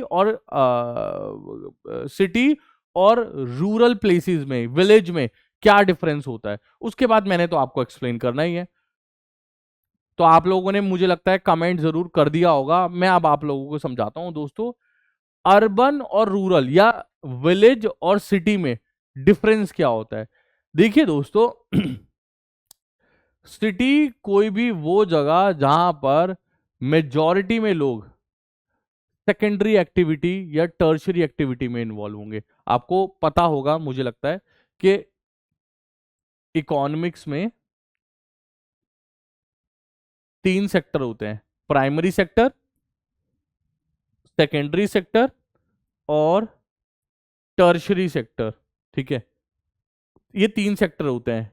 इसमें आपको पता होगा एग्रीकल्चर आता है, एग्रीकल्चर, इसके अंदर जो है मैन्युफैक्चरिंग जो भी हम बनाते हैं सामान, जो भी हम प्रोड्यूस करते हैं, ठीक है, कच्चा माल लेकर जो भी हम बनाते हैं वो मैन्युफैक्चरिंग में आता है। और टर्शरी में क्या आती है? सर्विसेज। तो शहर किसको कहेंगे? जहां पर लोग दोस्तों क्या करते हो? सेकेंडरी और टर्शरी एक्टिविटी करते हो। जहां पे लोग सेकेंडरी और टर्शरी एक्टिविटी करते हो, प्राइमरी एक्टिविटी ना करते हो, वो क्या होगा? शहर। जनरली लोग समझते हैं शहर का मतलब है बहुत स्काई स्क्रैपर्स होंगे, बड़ी बड़ी बिल्डिंग्स होंगी, बड़ी बड़ी इमारतें होंगी, बहुत अच्छे रोड्स होंगे, हॉस्पिटल होंगे, स्कूल होंगे, कॉलेजेस होंगे, एक बहुत बेटर इंफ्रास्ट्रक्चर होगा। और गांव में ये सब चीजें नहीं होती। नहीं दोस्तों, यूके के, यूएस के बहुत सारे गांव हैं जहां पर जो सारी चीजें मैंने आपको बताई, स्क्रैपर्स, बिल्डिंग्स, इंफ्रास्ट्रक्चर सब है। यूएस आज तो ड्रोन आया, यूएसए के किसान ड्रोन आने से पहले अपने खेतों में बीज डालने के लिए चॉपर्स का इस्तेमाल करते थे, एयरक्राफ्ट का इस्तेमाल करते थे। तो आप समझिए भाई, ऐसा नहीं है हम लोग पिछड़े हुए हैं, हमारे गांव इतने ज्यादा वीक हैं। हमारे गांव के, हमारे तो शहर भी बहुत ज्यादा वीक हैं। आप दिल्ली में कितनी जगह ऐसी देख लोगे जहां पर रोड्स की हालत बहुत बुरी है, कूड़ा यहाँ वहां डला हुआ है, वो तो खैर आप कहीं भी देख लोगे, कूड़ा बहुत डला हुआ है, गंदगी बहुत ज्यादा है, लोग बहुत बुरी सिचुएशन में रह रहे हैं, नालियों का पानी, सीवेज सिस्टम जो है वो क्लीन नहीं है, ये तो आप यहाँ देख लोगे। ठीक है। पर शहर और गांव में सबसे मेजर डिफरेंस जो होता है दोस्तों, वो डिफरेंस ये है कि शहरों में लोग सेकेंडरी और टर्शरी एक्टिविटी में इन्वॉल्व होंगे। या तो वो कुछ मैन्युफैक्चर करते होंगे, किसी फैक्ट्री में काम करते होंगे, या फिर वो कोई सर्विस देते होंगे, जैसे मैं आप लोगों को सर्विस दे रहा हूं। और विलेज में लोग क्या काम करते होंगे? मेजरली, ये मेजरली बोल रहा हूं मैं सर, मैं दोस्तों, मेजॉरिटी में। तो मेजॉरिटी में क्या काम करते होंगे? प्राइमरी, मतलब एग्रीकल्चर करते होंगे, पशुपालन करते होंगे, ठीक है, मिल्क प्रोडक्शन का काम करते होंगे, फिशरी का काम करते होंगे, कुछ भी ऐसा काम करते होंगे, हॉर्टिकल्चर करते होंगे, बहुत सारे कल्चर्स होते हैं। तो गांव और शहर में दोस्तों ये अंतर होता है। चलिए, तो क्या थे ये? शहरी लोग थे। उसके बाद इनकी सिटी कैसी थी दोस्तों? इनकी सिटी, प्लीज फोकस कीजिए, प्लान्ड सिटी थी। प्लान्ड सिटी का मतलब क्या है दोस्तों? पहले वो सिटी का नक्शा लोगों ने बनाया होगा, जो भी पॉलिटिकल अथॉरिटी होगी, जो भी एडमिनिस्ट्रेटिव अथॉरिटी होगी, उसने पहले वो सिटी को डिसाइड किया होगा कि हम यहाँ पे ये बनाएंगे, यहाँ पे ये बनाएंगे, यहाँ पे ये बनाएंगे, ऐसा ऐसा ऐसा। और वो सिटी को एज इट इज फिर रेप्लिकेट कर दिया ऑन द ग्राउंड। आप सोचिए, आज से 4,500 साल पहले लगभग प्लान्ड सिटी थी। आप बाकी सब जगह तो छोड़िए, आप दिल्ली में ही चले जाइए। दिल्ली में आप जरा पुरानी दिल्ली जाइए, तुर्कमान गेट चले जाइए, आप जामा मस्जिद की तरफ आप चली जाइए, आप वहां देखिए एक बार, वहां पर इतनी छोटी छोटी गलियां हैं, मतलब दो घर आपस में बहुत ज्यादा मिले हुए हैं, बिल्कुल मिले हुए हैं। कब सूरज नहीं आता है वहां पे, सूरज की रोशनी नहीं आती है गलियों में, बहुत छोटी छोटी। अगर आपको कहीं पर जाना है और आप नए हो, यदि आपने कोई एक गली मिस कर दी मुड़ने में, आप पता नहीं कहाँ निकल जाओगे। गूगल मैप भी वहां पे काम नहीं करता है दोस्तों। आप सोचिए, जहां पर गूगल मैप ढंग से काम नहीं करता है, जहां पर इतनी चीजें हैं, वो भी आज के समय में। इंडिया अपने आप को विश्व गुरु कहता है, और हम 4600 ईयर्स पहले प्लान सिटी थी। नई पुरानी दिल्ली के बारे में तो ऐसा कहते हैं लोग, दोस्तों, लोग कि वहां की गलियां इतनी पतली हैं, इतनी तंग है, कि अगर, एक शायर है, मुझे नाम नहीं पता, पर ऐसा कहते हैं कि अगर सामने से एक महिला और दूसरी तरफ से एक पुरुष आ जाए, तो उन दोनों के बीच में सिर्फ इतना ही गैप बच सकता है कि वो आप एक दूसरे को निकाह कर लें। एक कोई मुस्लिम शायर थे, उन्होंने ये बात कही थी पुरानी दिल्ली के बारे में और लाहौर की गलियों के बारे में। इतनी तंग गलियां हैं, आप सोचो, आज के दौर में, और ये लोग प्लान सिटी बनाकर बैठे थे, और वो भी कैसी है? ग्रिड पैटर्न में है। ग्रिड पैटर्न में जो है प्लान सिटी है।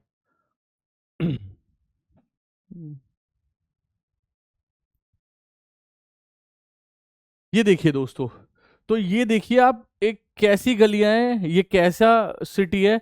Grid pattern. ग्रिड पैटर्न में क्या है? ये एक मुझे इमेज मिला है इंटरनेट पे, ये देखिए ग्रिड पैटर्न में इस तरीके से यहां पर सिटी बसी हुई थी, ब्लॉक्स बने हुए थे, block block block, grid pattern में ब्लॉक्स बने हुए थे। आप सोचो, आप आप ना कोई भी प्लान सिटी देख लीजिए, वो इसी तरीके से बनी होगी।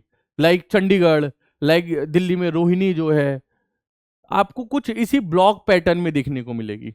चलिए, तो उसके बाद अगली खासियत यहाँ की क्या है? अगली खासियत है यहाँ की वेल कंस्ट्रक्टेड रोड्स, जो एक दूसरे को कितने डिग्री पे काट रहे हैं? 90 डिग्री पे। आप सोचिए, एक रोड ऐसे जा रहा है, दूसरा रोड ऐसे जा रहा है, ठीक है, कितने पे काट रहा है? 90 डिग्री पे काट रहा है। आप सोचिए ना, इस तरीके से एक्सेसिबिलिटी कितनी इजी हो जाती है। आप बहुत इजीली अंदाजा लगा सकते हैं, आपको इधर जाना है तो आपको ऐसे जाना चाहिए और उसके बाद मुड़ जाना चाहिए। पर वही अगर गलियां ऐसी बहुत ज्यादा ऐसे हो तो आप कैसे जाएंगे? आपको क्या, आपको पहले ये गली लेनी है, उसके बाद ये गली लेनी है, उसके बाद ये गली लेनी है, फिर ये गली लेनी है, कितना मुश्किल है। और मैं बार बार आपको लोगों को बस एक ही बात समझाने की कोशिश कर रहा हूं दोस्तों, ये सभी चीजें आज से लगभग 4,500 साल पुरानी है। बस आप ये सोच कर ये सब चीजें सुनिए। ये चीजें आज के टाइम पे कोई बहुत बड़ी नहीं लग रही होंगी आपको, आई नो, पर ये 4,500 साल पहले बहुत बड़ी थी। उसके बाद ये लोग क्या थे? मर्चेंट्स और ट्रेडर्स थे। ये लोग क्या थे? मर्चेंट्स और ट्रेडर्स थे, बिजनेसमैन थे ये लोग, ठीक है, व्यापार किया करते थे चीजों का। उसके बाद अगली खासियत क्या है यहाँ का? Drainage system. यहाँ का दोस्तों ड्रेनेज सिस्टम, मैंने खैर ये सारे पॉइंट्स जो हैं, ये सारे फीचर्स आगे आपको एक्सप्लेन और डेप्थ में करने हैं। तो ड्रेनेज सिस्टम इनका बहुत अच्छा था। ड्रेनेज मतलब पानी निकासी व्यवस्था। आज आप देखिए दिल्ली के अंदर, थोड़ी दिल्ली की ही बात करो, मैं दिल्ली शहर में रहता हूँ, दिल्ली शहर की बात कर रहा हूँ, दिल्ली में थोड़ी सी बारिश आती है, क्या हाल हो जाता है। अब आप सोचिए ये चीज कि 4,500 साल पहले अगेन वो लोग, इतना अच्छा ड्रेनेज सिस्टम था उनका कि कभी कोई ब्लॉकेज नहीं होती थी। आई नो, देखिए, उस कितनी कुछ चीज़ों को कंपेयर करना गलत भी है, क्योंकि आज दिल्ली बहुत पॉपुलेटेड है, बहुत ओवर क्राउडेड है, इतने लोग होने की वजह से बहुत ज़्यादा कूड़ा करकट गंदगी भी बच जाती है। बट स्टिल 4,500 साल पहले उनके पास भी तो बहुत सारे कंस्ट्रेंट होंगे। आज हमारे पास पॉपुलेशन एक नुकसान है तो एक बहुत बड़ा एडवांटेज भी तो है। उनके पास तो वो एडवांटेजेस भी नहीं थे, उनके दौर में भी कुछ कंस्ट्रेंट होंगे, पर उन्हें उसके बाद भी इतना अच्छा ड्रेनेज सिस्टम बनाया। इस ड्रेनेज सिस्टम को आगे मैं दोस्तों आप लोगों को जरूर एक्सप्लेन करूंगा। उसके बाद हम लोगों को यहाँ से बहुत सारी आर्कोलॉजिकल फाइंडिंग्स होती है, जैसे क्या मिलती है? सील्स मिलती हैं। सील्स, देखिए दोस्तों, यहां पर ना हमें सील्स, सील्स क्या होती है? आसान भाषा में मोहरे। मोहर यहां पर हमें दो प्रकार की मिली है। एक मोहर तो मिली है सिलेंड्रिकल मोहर,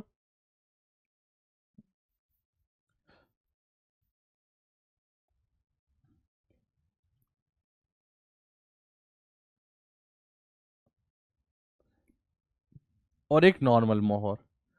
सिलेंड्रिकल मोहर, मान लीजिए इसमें कुछ बना हुआ है ऐसा ऐसा, और इसमें कुछ ऐसा बना हुआ है, ठीक है, इसमें कुछ ऐसे ऐसे ऐसे, इसमें कुछ बना हुआ है। तो इसको, ये वाली मोहर जो थी, इसको कैसे यूज करते थे?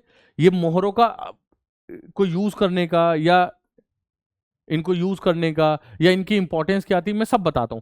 सबसे पहले ये मोहर जो थी ना, इनका यूज पे बात कर लेते हैं। तो इनका यूज क्यों करते थे, इनकी क्या इंपॉर्टेंस थी? तो देखिए दोस्तों, ये मोहरें यूज की जाती थी ट्रेडिंग के लिए, इनको ट्रेड के लिए यूज करते थे। कैसे यूज करते थे? अब देखिए दोस्तों, जनरली लोग जो थे तब, वो बार्टर सिस्टम में बिलीव करते थे। जनरली लोग उस समय क्या करते थे? बार्टर सिस्टम, जनरली लोग बार्टर सिस्टम किया करते थे। अब बार्टर सिस्टम आप लोगों को पता है क्या है? आप कुछ सामान लाए हो, मार्केट गए, दोनों लोग मिले, वो चीनी लाया, ये आटा लाया, आपस में एक्सचेंज कर लिया। पर बार्टर सिस्टम से एक प्रॉब्लम है, आपको वो सारा सामान लेना पड़ेगा, कैरी करना पड़ेगा, बहुत इश्यूज है उसमें। इसके बदले सील्स कैसे इस्तेमाल करते थे ट्रेडर्स? मान लीजिए एक ए प्लेस और एक बी प्लेस, बी प्लेस का एक ट्रेडर है, एक ए प्लेस का एक ट्रेडर है, बी का एक ट्रेडर है, एक ए का ट्रेडर है। ये दोनों एक दूसरे से सामान लेने के लिए क्या करेंगे?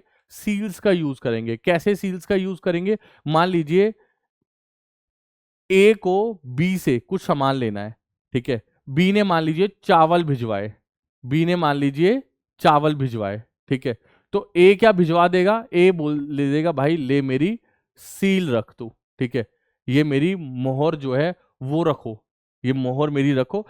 और ये मोहर, ये इस बात का प्रतीक है कि मैंने तुझसे क्या लिए हैं? चावल लिए हैं, ठीक है। और अगली बार तू मुझे, जब मैं तुझे कुछ भेजूंगा तो ये मोहर तू मुझे वापसी कर देगा। That's it. कितना आसान है दोस्तों। एक तरीके के मनी की तरीके से ये इस्तेमाल हो सकती है। ठीक है, चलिए। तो ये दो प्रकार की है, पर मैं हाँ ये बता रहा था कि ये जो सिलेंड्रिकल है, ये भारत की मोहर नहीं है, ये हड़प्पन्स की मोहर नहीं है। ये मोहर किसकी है? सिलेंड्रिकल जो सील्स है, इनका यूज जो है वो कौन किया करते थे? वो यूज किया करते थे मेसोपोटामियंस।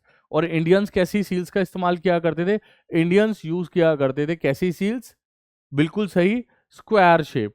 देखिए दोस्तों, ये एक एग्जाम्पल है स्क्वायर शेप सील का, और ये एक एग्जाम्पल है सिलेंड्रिकल सील का। ये देखिए आप दोस्तों कैसी है, बिल्कुल ये देखिए सिलेंड्रिकल है और ये बिल्कुल स्क्वायर है, और इसमें आप देखिए कि ये चीजें बनी हुई है। चलिए आगे चलते हैं। उसके बाद अगला फीचर क्या है? It is a contemporary of, contemporary मतलब उसी के टाइम की है। ये किसके टाइम की है? मेसोपोटामिया इसी के समय का है, इजिप्शियन सिविलाइजेशन इसी के टाइम का है, और हुआंग हो सिविलाइजेशन जो है वो भी किसका है? इसी के टाइम का है। उसके बाद हम लोग हड़प्पा सिविलाइजेशन को 3 फेजेस में बांट ही चुके हैं ऑलरेडी। उसके बाद अब हम शुरुआत करते हैं सोसाइटी से। Society of Indus valley civilisation. Society of Indus valley civilisation.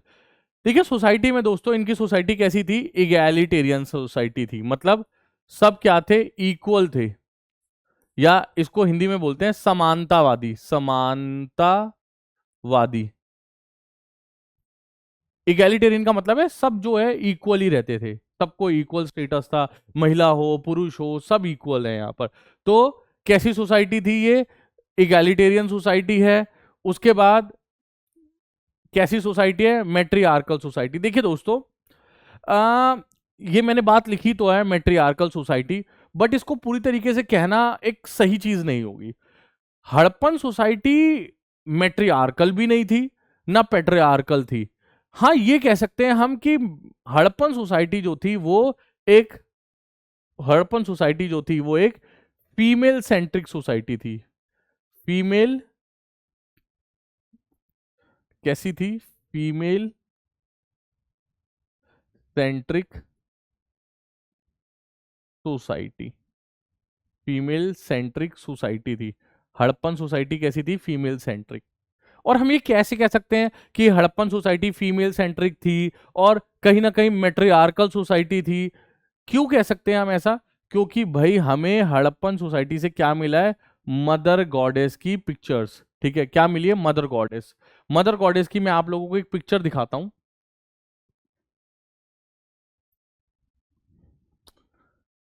चलिए, ये मदर गॉडेस की एक पिक्चर है।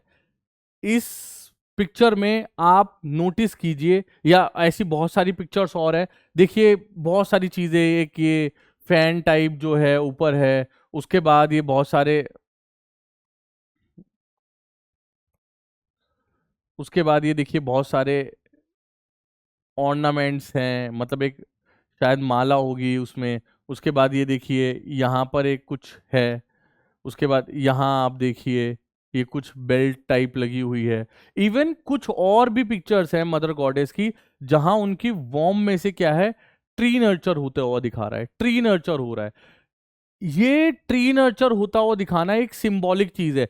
ये हमें ये चीज ये बताता है कि हमारे लिए, ये हमें ये चीज दिखाता है कि हमारे लिए ये, या हड़प्पन्स के लिए मदर गॉडेस की महिलाओं की क्या इंपॉर्टेंस रही होगी। ये ट्री नर्चर होने का मतलब ये लोग महिलाओं को बहुत ज्यादा अप्रिशिएट करते होंगे, महिलाओं की फर्टिलिटी को बहुत ज्यादा अप्रिशिएट करते होंगे। और आप भी समझिए, इस पृथ्वी पे महिलाओं के बिना क्या ही जीवन है?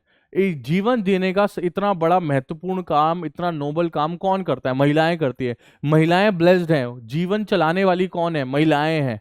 ठीक है, तो महिलाएं देने वाली कौन है? सॉरी, जीवन देने वाली कौन है? जीवन देने वाली कौन है? महिलाएं हैं। तो इसी वजह से मदर गॉडेस जो है, माइट भी उनकी बहुत ज्यादा पूजा होती हो। पूजा देखो, मैं लिटरली पूजा नहीं बोलना चाह रहा हूं, मैं बोलना चाह रहा हूं कि उनको बहुत मानते होंगे लोग, ठीक है, उनको बहुत ज्यादा अप्रिशिएट करते होंगे लोगों ने महिलाओं को के लिए एक इमेज क्रिएट कर दी, ठीक है। तो मदर गॉडेस,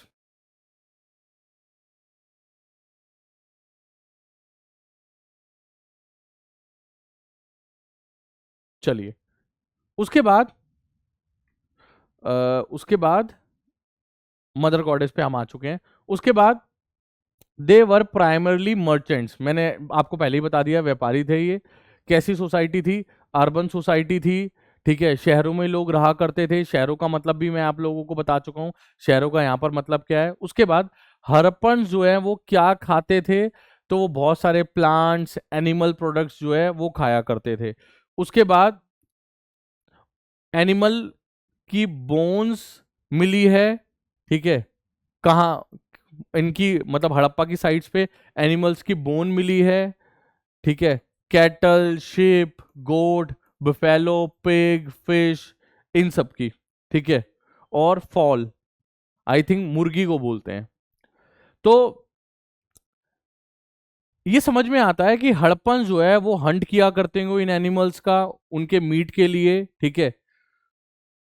उसके बाद they had different types of artefacts, ये बहुत सारे आर्टिफैक्ट्स का भी यूज किया करते थे, बहुत सारे मिट्टी के बर्तन बनाते थे ये लोग, बहुत सारे बहुत सारे आर्टिस्टिक वर्क किया करते होंगे। जैसे क्या क्या है इनके पास आर्टिफैक्ट्स जो है वो दो प्रकार के, यूटिलिटेरियन और लग्जरी। यूटिलिटेरियन आप समझ गए, डेली यूज में जो काम आते होंगे। क्या क्या है? पहला है क्वेंस। क्योरेंस क्या है? क्योरेंस दोस्तों उसको बोलते हैं सिलबट्टे को, जिसपे वो पीसते हैं हम लोग, चटनी पीसते हैं। उसके अलावा क्या क्या है? पॉटरी है, निडल है।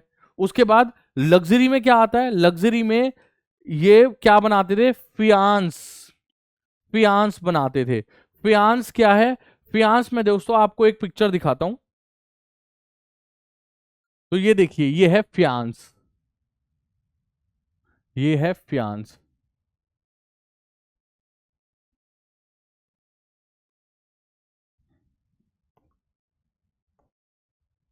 अब फियांस क्या था?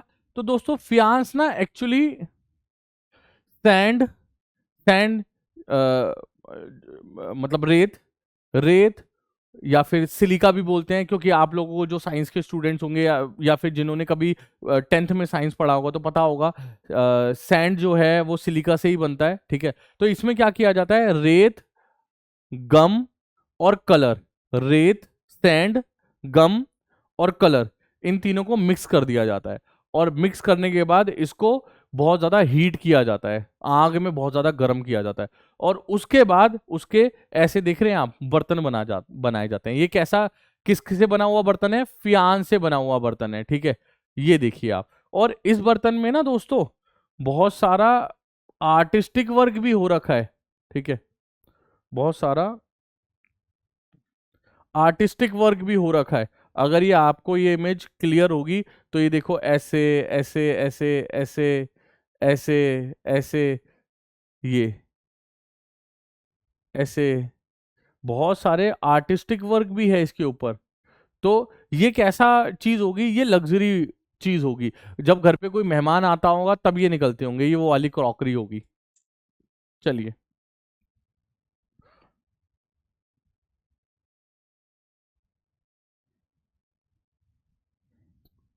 उसके बाद तो देखिए लिखा है फियांस। फियांस क्या है आप समझ गए ना? एक प्रकार की मिट्टी है। मिट्टी कैसे बनी है? सैंड से, गम से, कलर से, इन तीनों को मिलाकर आग में डाल दिया और हीट करने के बाद ये बनेगी, और उसके बाद इसका प्रोडक्ट बना दिया। बहुत ज्यादा लग्जरी होता था। तो लिखा भी है, it is made up by ground sand या फिर सिलिका। सिलिका और सैंड एक ही बात है। कलर और गम, और उसके बाद उसको किस में डाल दिया जाता है? मिट्टी में डाल दिया, आग में डाल दिया जाता है। ये मैं आप लोगों को मैप जो है एक बार ये और शेयर करना चाहता हूं।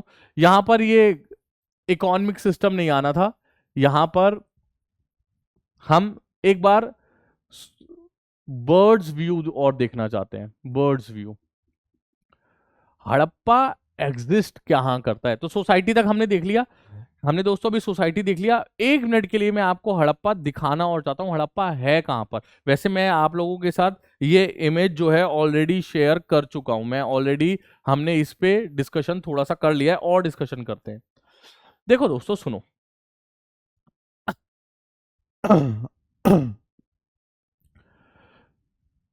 दोस्तों हड़प्पा जो है ना, वो सबसे पहली साइट है जो, जी दोस्तों, तो मैं ये कह रहा था कि हड़प्पा जो है ना, वो सबसे पहली साइट है।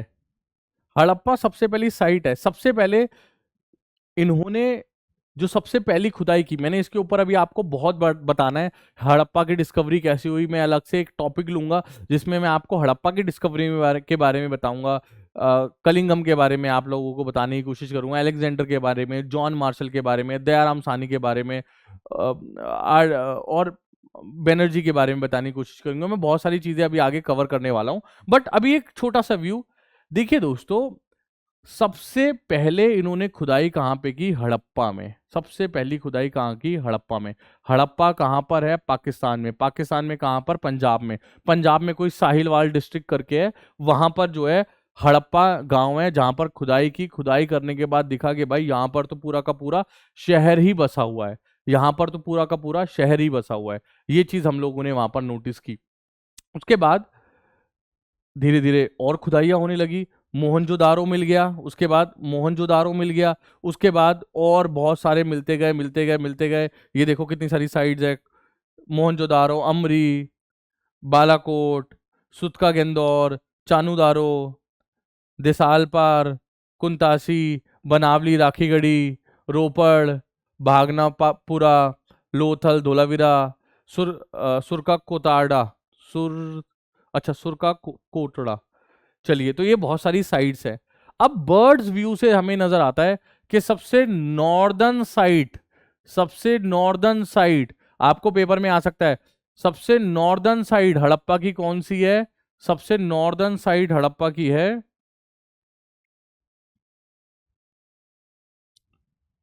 सबसे नॉर्दर्न साइड हड़प्पा की कौन सी है? मुझे सबसे नॉर्दर्न साइड है ये। कहां पर? जम्मू कश्मीर में। कहां पर है?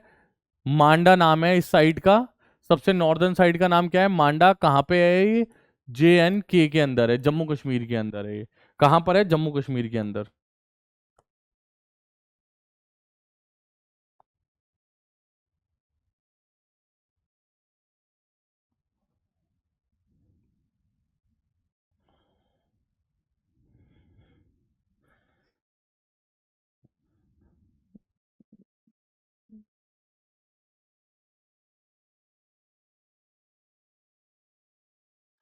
हम्म तो ये देखिए दोस्तों, मैं थोड़ा सा भारत आप लोगों के लिए ड्रॉ कर दिया। माइट भी मुझे ये रियलाइज हो रहा है कि स्क्रीन पे उतना ज्यादा क्लियरली नहीं दिख रहा है ये वाला पार्ट। तो सबसे नॉर्दर्न साइड कौन सी है? सबसे नॉर्दर्न साइड है ये वाली। क्या नाम है? मांडा। सबसे साउदर्न साइड कौन सी है? यहां पर महाराष्ट्र में। क्या नाम है इसका? दायमाबाद। क्या नाम है इसका? दायमाबाद। ठीक है, क्या नाम है सबसे ये वाली का? दायमाबाद। उसके बाद एक और साइट है, सबसे वेस्टर्न साइड कौन सी है?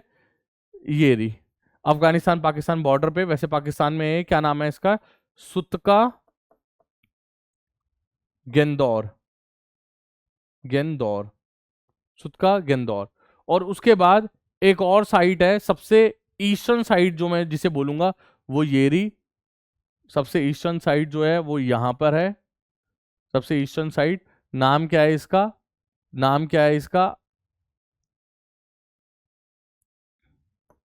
नाम इसका यहां लिख रहा हूं, आलमगीरपुर।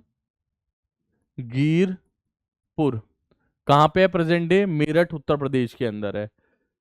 तो सबसे नॉर्दर्न साइड मांडा कहाँ है? जम्मू कश्मीर। सबसे ईस्टर्न साइड कहाँ है? आलमगीरपुर, यूपी, मेरठ। सबसे साउदर्न साइड कहाँ पे है? दायमाबाद, महाराष्ट्र। सबसे वेस्टर्न साइड कहाँ पे है? पाकिस्तान। पाकिस्तान अफगानिस्तान बॉर्डर। क्या नाम है? सुतका गेंदौर। तो ये मैं वो बर्ड्स व्यू आप लोगों को देना चाहता था। आगे चलते हैं, अब हम इकोनॉमिक्स की तरफ चलते हैं। तो अब हम क्या कहाँ चल रहे हैं? अब हम इकोनॉमिक्स डिस्कस कर रहे हैं। इकोनॉमिक्स, हड़प्पन्स की इकोनॉमिक्स के बारे में डिस्कशन कर रहे हैं। तो देखो दोस्तों, वैसे इनका मेन ऑक्यूपेशन क्या है, एग्रीकल्चर है, ठीक है, एग्रीकल्चर है, और क्या है इनका, ये ट्रेडर्स है, एग्रीकल्चर है और क्या है, ये ट्रेडर्स है, ठीक है। जनरली इनका मेन ऑक्यूपेशन एग्रीकल्चर और ट्रेडिंग जो है वो कंसिडर्ड किया जाता है, ठीक है। एग्रीकल्चर किया करते थे, क्या क्या एग्रीकल्चर कर रहे हैं, वीट कर रहे हैं, बार्ले कर रहे हैं, ठीक है।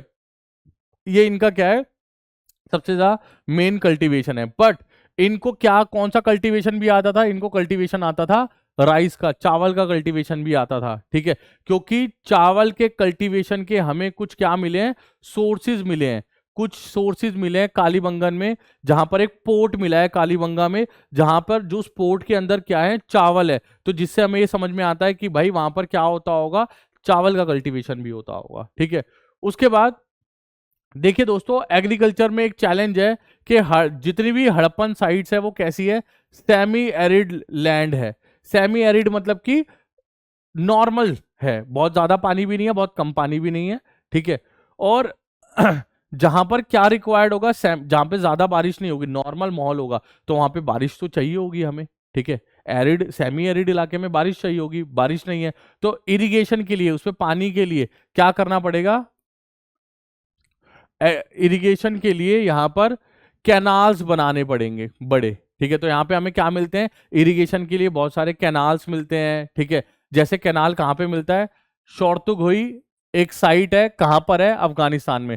तो हमें कैनाल कहां देखने को मिलता है, कैनाल हमें देखने को मिलता है शोरतुगोई, अफगानिस्तान। देखिए दोस्तों, शोरतुगोई अफगानिस्तान आपको पता होगा, वैसे भी वो बहुत ही एरिड इलाका है, वहां पे तो कैनाल्स की जरूरत पड़ती ही है।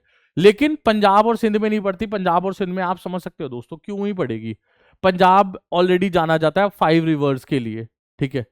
आप लोग प्लीज कमेंट डाउन कीजिए और मुझे बताइए कि पंजाब का नाम, पंजाब 5 नदियों के पीछे पड़ता है, वो 5 नदियों का नाम प्लीज आप मुझे बताइए। और सिंध से तो इंडस ऑलरेडी जाती ही है। उसके बाद कहाँ गए थे, हाँ, पर पंजाब और सिंध में जरूरत नहीं है, ठीक है। और water drawn from well was use for irrigation, किससे पानी निकाला जाता था, वेल से भी पानी जो है इरिगेशन के लिए यूज किया जाता था, ठीक है। इवन क्या बनाए जाते थे, वाटर रिजर्वायर्स भी बनाए जाते थे। क्या बनाए जाते, लाइक दिस, ये वाटर रिजर्वायर है, ये वाटर रिजर्वायर है, हमें कहाँ देखने को मिलता है ये हमें रिजर्वायर हड़प्पा, सॉरी, धोलावीरा में देखने को मिलता है। धोलावीरा एक्चुअली दोस्तों एक साइट है हड़प्पा की, तो धोलावीरा के अंदर हमको ये रिजर्वायर जो है वो देखने को मिलता है। ये देखिए, इसमें पानी देखिए आप, कहाँ बीच में वो क्या किया गया है, यहाँ पर बीच में जो है पानी को स्टोर करके रखा गया है, बीच में पानी को स्टोर करके रखा गया है। चलिए, तो रिजर्वायर्स भी थे, कहाँ मिला रिजर्वायर, धोलावीरा गुजरात में मिला है। और उसके बाद एक और चीज है, ये लोग ना, एक और चीज है, एक और चीज है, अरे बस भाई,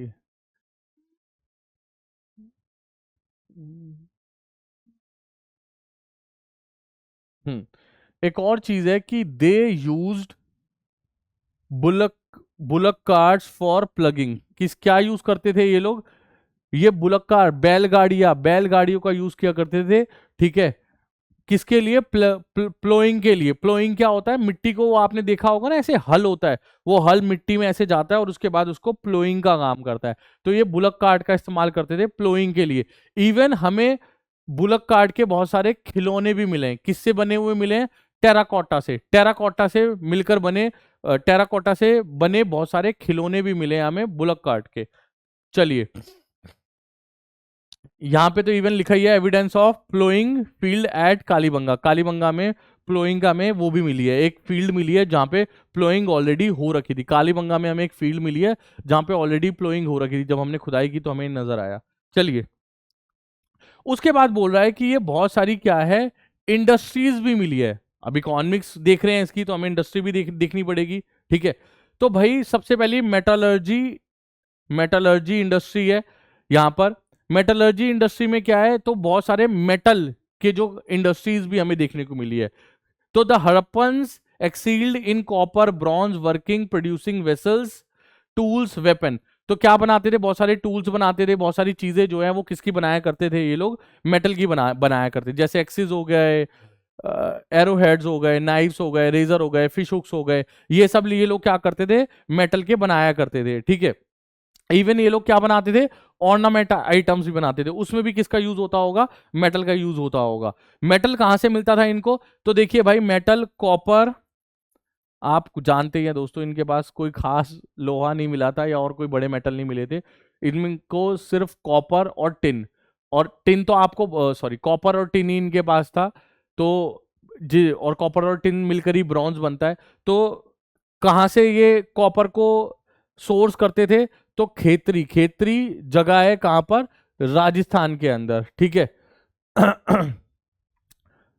तो they use copper from Khetri in Rajasthan and made bronze by alloying copper and tin.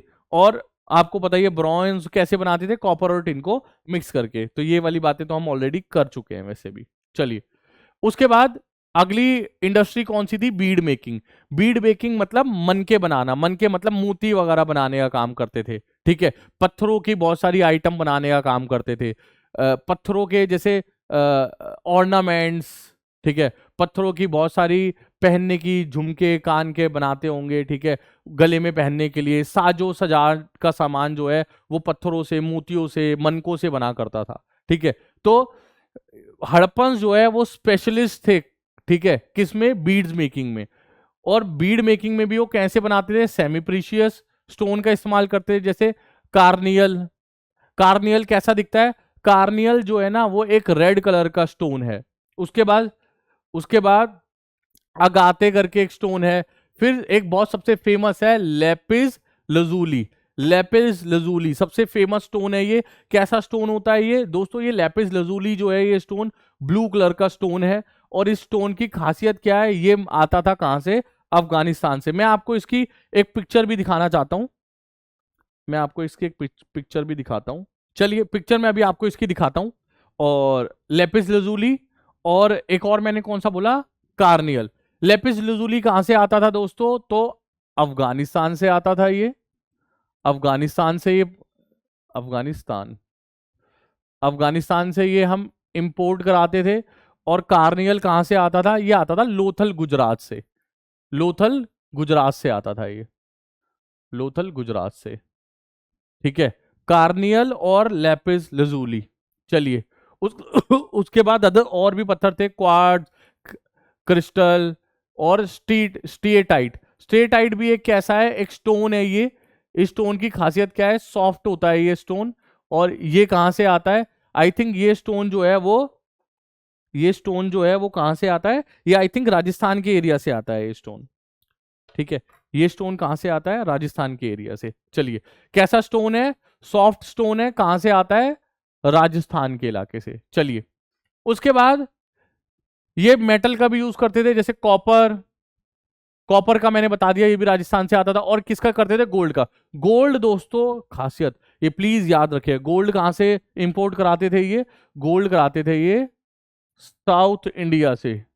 Gold कराते थे कहां से, ये साउथ इंडिया से इंपोर्ट कराया करते थे। ठीक है, उसके बाद bronze often source from distant regions like Rajasthan. Rajasthan मैंने बता दिया, ओमान से भी मंगाते थे, गुजरात से भी मंगाते थे, महाराष्ट्र से भी, और इवन अफगानिस्तान, ईरान से भी मंगाया करते थे ये ब्रॉन्ज। पर जनरली ब्रॉन्ज जो है वो राजस्थान के खेतरी रीजन से ही आता था। पर देखिए, ओमान एक ये दर्शाता है कि इनका क्या है, बाहर वालों से भी ट्रेड हुआ करता था। चलिए, उसके बाद अगला क्या करते थे, पॉटरी मेकिंग का काम करते थे। पॉटरी मेकिंग मतलब क्या होता है, मिट्टी के बर्तन बनाना। पॉटरी मेकिंग मतलब क्या है, मिट्टी के बर्तन भी ये बनाया करते थे। चलिए तो पॉटरी के इन्होंने क्या क्या बनाया, देखिए पॉटरी क्या होता है आपको पता ही होगा, एक व्हील होता है, उस व्हील को ऐसे चलाते हैं और उसके बाद जो कुम्हार होता है वो उसको मिट्टी के बर्तन को क्या देता है, शेप देता है।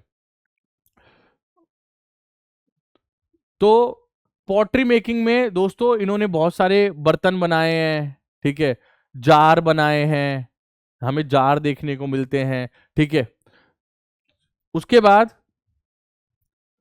तो pottery was the technological advance with the most ports wheel made and large storage jars produce. Pottery was painted with geometric design, plants, animals and possible story scenes.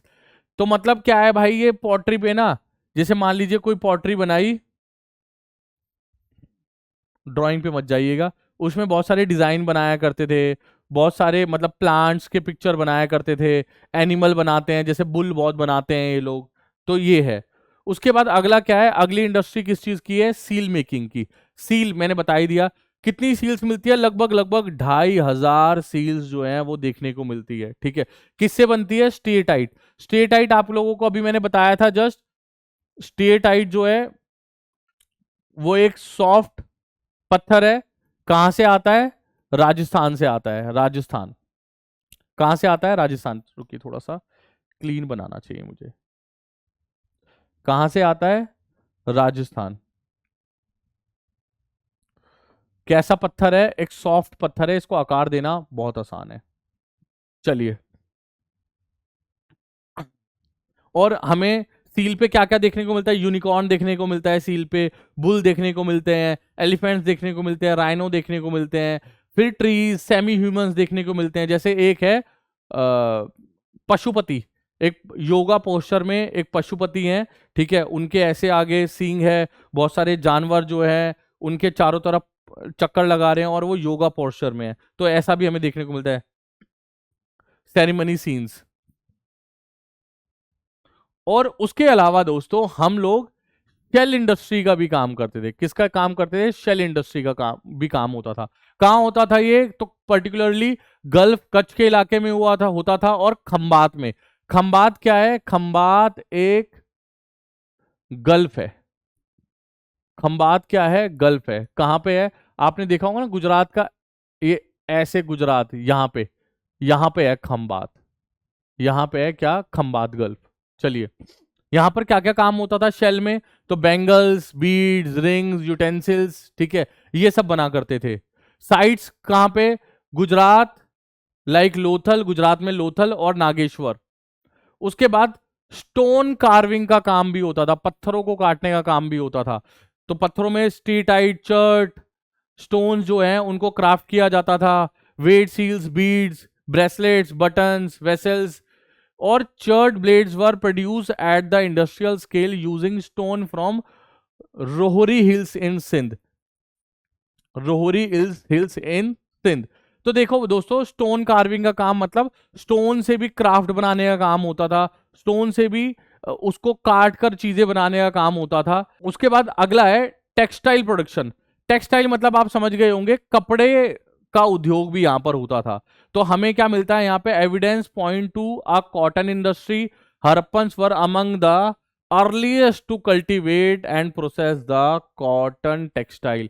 ये सबसे इंपॉर्टेंट बात है इंडस्ट्री की, कि ये लोग कॉटन बनाते थे, और कॉटन जो है शायद दुनिया में सबसे पहले बनाने वाले वो इंडियंस ही रहे होंगे। इंडियंस ने सबसे पहले, और इंडियंस में भी किसने, हड़प्पन्स ने सबसे पहले कॉटन बनाया होगा। चलिए, तो हम लोगों ने दोस्तों तकरीबन सब देख लिया। हमने शेल देख लिया, हमने स्टोन कार्विंग देख ली। स्टोन कार्विंग में भी हम लोग समझ गए कि स्ट्रीटाइट पत्थर हो गया, एक चर्ट नाम का पत्थर होता है, ये भी सॉफ्ट पत्थर होता है। ठीक है, और कुछ अदर स्टोन्स का इस्तेमाल करते थे, किसके लिए, वेट बनाने के लिए, किसके लिए, सील्स बनाने के लिए, बीड्स बनाने के लिए, ब्रेसलेट्स बनाने के लिए, बटन बनाने के लिए, वेसल्स बनाने के लिए, इन सब चीजों के लिए किसका इस्तेमाल करते थे, पत्थरों का। पत्थरों को काट कर उनके औजार बनाना, उनसे और बाकी ये सारी चीजें बनाई जाती थी। ठीक है, चर्ट पत्थर जो है, chert blades were produce at industrial scale using stone from Rohri hills in Sindh. तो सिंध की एक रोहरी हिल्स है, वहां से चर्ट पत्थर लेकर उसके चर्ट ब्लेड्स बनाए जाते थे। ठीक है, मतलब धारदार पत्थर, जो मैं अभी बता रहा था औजार, तो वो बनाया करते हैं। उसके बाद टेक्सटाइल तो हमने देख ही लिया था। टेक्सटाइल में हम कॉटन इंडस्ट्री जो है वो अर्लीस्ट है जो कॉटन बनाने वाले हैं। उसके बाद देखो दोस्तों, आप सोचिए उस समय पे हम पे गोल्ड एंड सिल्वर वर्क भी होता था। हम क्या करते थे, ज्वेलरी, ऑर्नामेंट्स बनाते थे, बीड्स बनाते थे, पेंडेंट बनाते थे, ब्रोशर्स बनाते थे। ठीक है, और ये सब चीजें किसके बनते थे, गोल्ड के, सिल्वर के, है ना। इनमें पत्थरों का भी यूज हुआ करता था, और पत्थरों का भी कैसे, इनमें, इन सब चीजों में, इन सब चीजों में जो प्रीशियस प्रीशियस मेटल जो थे उनका इस्तेमाल करते थे हम लोग। ऐसा नहीं है, बहुत प्रीशियस मेटल्स का इस्तेमाल करते थे। चलिए, उसके बाद फियांस, याद है आप लोगों को फियांस, मैंने आप लोगों को बताया था। फियांस क्या होता है?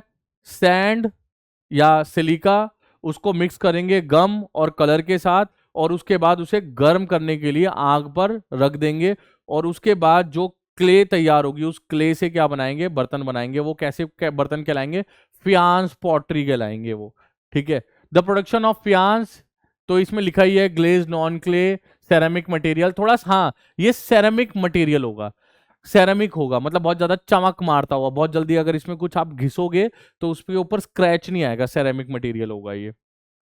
अर्ली, और ये क्या रिप्रेजेंट करता है? It represents the early form of glass making. ठीक है, early form of glass making, glass बनाने का, शीशा बनाने का अर्लीस्ट फॉर्म जो है वो हमें नजर आता है। Actually it is not a glass, like a ceramic coating है, एक सेरेमिक कोटिंग है। सेरेमिक की जैसे वॉचेस होती हैं, सेरेमिक कोटिंग होती है, उसमें क्या होता है कि स्क्रैचेस नहीं आते जनरली, और बहुत ज्यादा चमकता है, पॉलिशिंग होता है, बहुत ज्यादा पॉलिश्ड होता है। तो ये एक बहुत ही यूनिक चीज है हड़प्पन की। और एग्रीकल्चर एंड फूड प्रोसेसिंग, हाँ भाई, एग्रीकल्चर इंडस्ट्री तो थी, वो लोग बहुत ज्यादा वीट बार्ले उगाते थे, बहुत सारी फसलें उगाते थे, तो वो है ही हमारे लिए। उसके बाद दोस्तों, नेक्स्ट चीज जो हमें डिस्कस करनी है वो है, हमने, याद है मैंने फीचर्स जो है वो प्रीवियसली लिखे थे, मैंने बताया था हड़प्पन के कुछ मेन फीचर्स हैं। इन फीचर्स को जो है हम आगे बढ़ाते हैं या उन फीचर्स को हम थोड़ा सा डेप्थ में देखने की कोशिश करते हैं। तो पहला क्या है? प्लान सिटी है। प्लान सिटी से मतलब क्या है? प्लान सिटी से मतलब है, चलिए, तो प्लान सिटी के बारे में बात कर रहे थे, तो भाई इनकी जो सिटी है वो दो, टू टाइप्स ऑफ सिटी है, टू टाइप्स। एक है सिटाडिल, सिटाडिल, और दूसरा है लोअर लैंड, दूसरा है लोअर लैंड। सिटाडिल और लोअर लैंड। सिटाडिल क्या था? ये थोड़ा सा ना ऊंचा इलाका था, थोड़ा सा ऊंचा इलाका था, और ये जो था वो इसके कंपैरेटिवली लोअर इलाका था।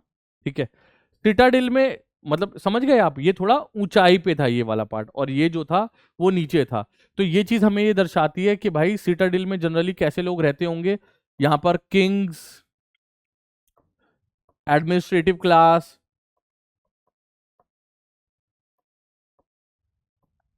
एडमिनिस्ट्रेटिव क्लास रहती होगी यहाँ पर, रॉयल फैमिली रहती होगी यहाँ पर, और यहाँ पे हो सकता है कौन रहते हो? बिजनेसमैन रहते हो। ठीक है, मर्चेंट्स रहते हो, मर्चेंट्स रहते होंगे, अमीर लोग रहते होंगे यहाँ पर, जिससे कि, क्योंकि ये जो इलाका है कैसा है? ऊंचाई पर है, तो भाई कल को बाढ़ आती है या कुछ आता है तो इनके ऊपर प्रॉब्लम ना आए। ठीक है, और लोअर लैंड क्या होगा? यहाँ पे आम लोग रहते होंगे, मैंगो मैन रहता होगा यहाँ पे, यहाँ पे पीजेंट्स होंगे, आर्टिजन्स होंगे, आर्टिजन्स होंगे, और अदर जो क्लासेस हैं वो यहीं पर रहती होंगी। ठीक है, तो सिटी वाज फोर्टिफाइड, और ये जो सिटाडिल थी ये क्या होती थी? फोर्टिफाइड भी थी। सिटाडिल जो थी वो चारों तरफ से क्या थी? किलेबंद। किलेबंद मतलब समझ रहे हो ना आप?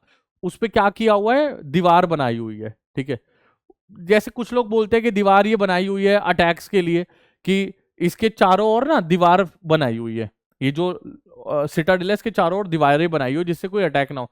पर दोस्तों वो दीवारें इतनी बड़ी नहीं है कि वो दीवार वो बचा सके अटैक से। माइट भी वो फ्लडिंग से बचाने के लिए दीवारें होंगी, क्योंकि अटैक्स के हमें कुछ ऐसे प्रूफ्स भी नहीं मिलते हैं कि जनरली उनके ऊपर अटैक होता होगा। अब the great wall of China, China ने बनाई, मंगोल से अटैक, चंगेज खान से अटैक के लिए बनाई थी। वो वॉल कितनी बड़ी है, कितनी ऊंची है, और कितनी दूर तक है, और हमें ऐसे साक्ष्य भी मिलते हैं ना कि चंगेज खान तो अटैक करता था, उसके अटैक से बचने के लिए बनाया। तो पर यहाँ पर ऐसा कुछ हमें देखने को नहीं मिलता है। तो सिटी दो प्रकार की है, सिटाडिल, लोअर लैंड। ग्रिड पैटर्न है, मैं ग्रिड पैटर्न आपको बता ही चुका हूं। ठीक है, फोर्टिफाइड है, जिससे कि कोई भी लोग या फ्लडिंग जो है वो अंदर आ ना सके। इट इज सेपरेट फ्रॉम सिटाडिल, और इसमें कौन रहते थे? King, admin class, rich people, ये सब रहा करते थे, जो मैंने लिखा ही है, Kings, administrative class, royal family, merchants, ये लोग रहा करते होंगे यहाँ पर। ठीक है, तो शहर जो था वो दो भागों में बटे हुए थे, शहर दो भागों में बटे हुए थे।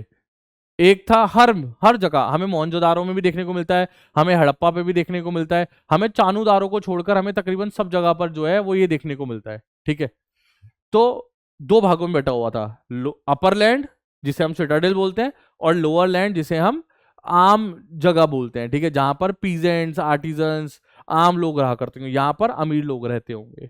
चलिए, उसके बाद अगली खासियत इनकी क्या है? इनकी अगली खासियत है दोस्तों पक्की सड़कें, वेल बिल्ड रोड्स। ठीक है, 90 डिग्री के उस पे काटेंगी, जैसा मैंने आपको पीछे बताया था, 90 डिग्री पे काटेंगी सड़कें। ठीक है, और कैसी ईंटों का इस्तेमाल करते हैं? ये बर्न्ड ब्रिक्स, बर्न्ड ब्रिक्स, ये खासियत है दोस्तों। बर्न्ड ब्रिक्स ईंटों को बनाकर उसको भट्टे में तपाया जाता है। ठीक है, जिसके मॉलिक्यूल्स जो हैं वो आपस में बहुत स्ट्रांगली कंबाइंड हो जाएं, ये किया जाता है जिससे ईंटें बहुत स्ट्रांग हो जाए। आपको पता है, जब हमने इनकी खोज की थी, हड़प्पा की खोज 1921 में दयाराम साहनी ने की, उस दौरान दयाराम साहनी बहुत ज्यादा चौंक गए थे। क्यों? या बाकी हिस्टोरियन आर्कियोलॉजिस्ट जो है वो बहुत ज्यादा चौंक गए थे, क्योंकि लोग जो हैं एक ब्रिटिश ऑफिसर ने नोटिस किया, जब रेलवे का भारत में काम चल रहा था, उसने नोटिस किया कि लोग ना जमीन के नीचे से ईंटें निकाल रहे हैं, जमीन के नीचे नीचे से ईंटें निकाल रहे हैं। अब ये उसके लिए बहुत अजीब था कि जमीन के नीचे से ईंटें निकल रही है। उसने ये बात इग्नोर कर दी, बट अपने सीनियर को, एएसआई को इन्फॉर्म कर दिया कि ऐसा कुछ है। एएसआई ने देखा भाई कि ऐसा कुछ है, फिर हमारे हिस्टोरियंस ने उसके ऊपर, आर्कियोलॉजिस्ट ने उसके ऊपर काम किया। एक बहुत वियर्ड बात ये थी कि जब ये ईंटें जमीन के अंदर से निकाल रहे थे पकी हुई, उस दौरान भारत में कच्ची ईंटों का इस्तेमाल होता था, हम लोग पकी हुई ईंटें इस्तेमाल ही नहीं करते थे। ठीक है, जब ब्रिटिशर्स भारत में थे, जब इसकी खोज हुई है, उस दौरान भारत में जनरली कच्ची ईंटें इस्तेमाल होती थी। और सोचो आप, जमीन के नीचे से हड़प्पा 4,500 साल पहले वहां पर पकी हुई ईंटों का इस्तेमाल हो रहा है। इसलिए ही तो हड़प्पा ग्रेट है दोस्तों। उसके बाद इनका जो ड्रेनेज सिस्टम था वो बहुत ज्यादा अच्छा था। मान लीजिए ये घर हो गया, ठीक है, तो घर से सबसे पहले तो क्या निकला? एक नाली ने, हर घर से अपने एक वो निकलेगा, ड्रेनेज पाइप निकलेगा, जैसे आज भी होता है, हर घर से एक ड्रेनेज पाइप निकलेगा। और वो किसको चला जाएगा? एक बड़े कैनाल पे चला जाएगा। ठीक है, ऐसे बहुत सारे जो हैं लोगों के पाइप इससे जुड़ते रहेंगे, बहुत सारे लोगों के पाइप इससे जुड़ते रहेंगे। ठीक है, और एक और खासियत, ये जो ड्रेन है इसमें मैन होल भी होंगे, ये मैन होल भी होंगे इस ड्रेन के अंदर। और ये मैन होल जो होंगे वो बहुत ज्यादा डीप होंगे, जिससे कि कोई भी बड़ा कचरा कूड़ा जो है वो इसी के अंदर गिर जाए और जो ड्रेन पाइप है या फिर जो नाली है उसको ब्लॉक ना करे। और बाद में ये जो कैनाल है ये फाइनली किससे मिलती थी? बहुत बड़ी कैनाल से मिलती थी। और ये सारे पानी को कहाँ पे वो कर दिया करती थी? सारे पानी को कहाँ पे निकाल दिया करती थी? शहर के बाहर ये सारा पानी जो है वो निकाल दिया जाता था। ठीक है, तो आप सोचिए, हर नाली, बड़े, एक छोटी छोटी नालियां एक कैनाल से मिलती थी। कैनाल में क्या हुआ करते थे? मैनहोल हुआ करते थे, जिससे इनकी सफाई हो सके। और हमें यह भी पता लगता है इधर सफाई हुई है, क्योंकि जब हमने खुदाई की तो यहाँ पर कूड़ा करकट हमें नहीं मिला है। तो उसके बाद ये जो कैनाल है ये बाद में जाके सबसे बड़े कैनाल से मिलता था, और ये बड़ा कैनाल बाद में उस सारे पानी को गांव के बाहर या शहर के बाहर बड़ी नाली में, तालाब में, वहां पर बहा दिया करता था। आप सोचिए कितना, उस समय के हिसाब से तो ये बहुत ही ग्रेट सिस्टम है। तो 3 साइजेस ऑफ ड्रेनेज कैनाल्स थी, घर से निकली, उसके बाद मेन कैनाल पे निकल गया, और उसके बाद वहां पर। ठीक है, उसके बाद हमें क्या मिलते हैं? ड्रेनेज होल मिलते हैं। ठीक है, मैन होल मिलते हैं, जिससे कि सॉलिड जो चीजें हैं वो क्या यहीं पर निकल जाएं, सॉलिड चीजें जो हैं वो यहीं पर ही निकल जाएं। उसके बाद these holes were covered as well, ये कवर्ड भी थे। ठीक है, और उसके बाद ये बहुत ज्यादा हमें क्लीन भी मिले हैं। आप सोचो यार, अब बार बार मैं आपको बता रहा हूं, इनकी ग्रेटनेस देखिए। उस समय हमारे यहाँ दिल्ली में जो है आज रोड्स कवर नहीं होते हैं, बारिश आती है तो लोग सीवेज का जो है ढक्कन खोल देते हैं, बाइक वाले बेचारे उसमें गिर जाते हैं। और उस समय इतना अच्छा सिस्टम था। उसके बाद हाउस प्लानिंग इनकी बहुत जबरदस्त थी। इनकी हाउस प्लानिंग। मैं पहले आप लोगों के साथ एक पिक्चर शेयर करना चाहता हूँ। ये देखिए दोस्तों, तो मैंने एक इमेज ऐड की है, आप इस इमेज को देखिए।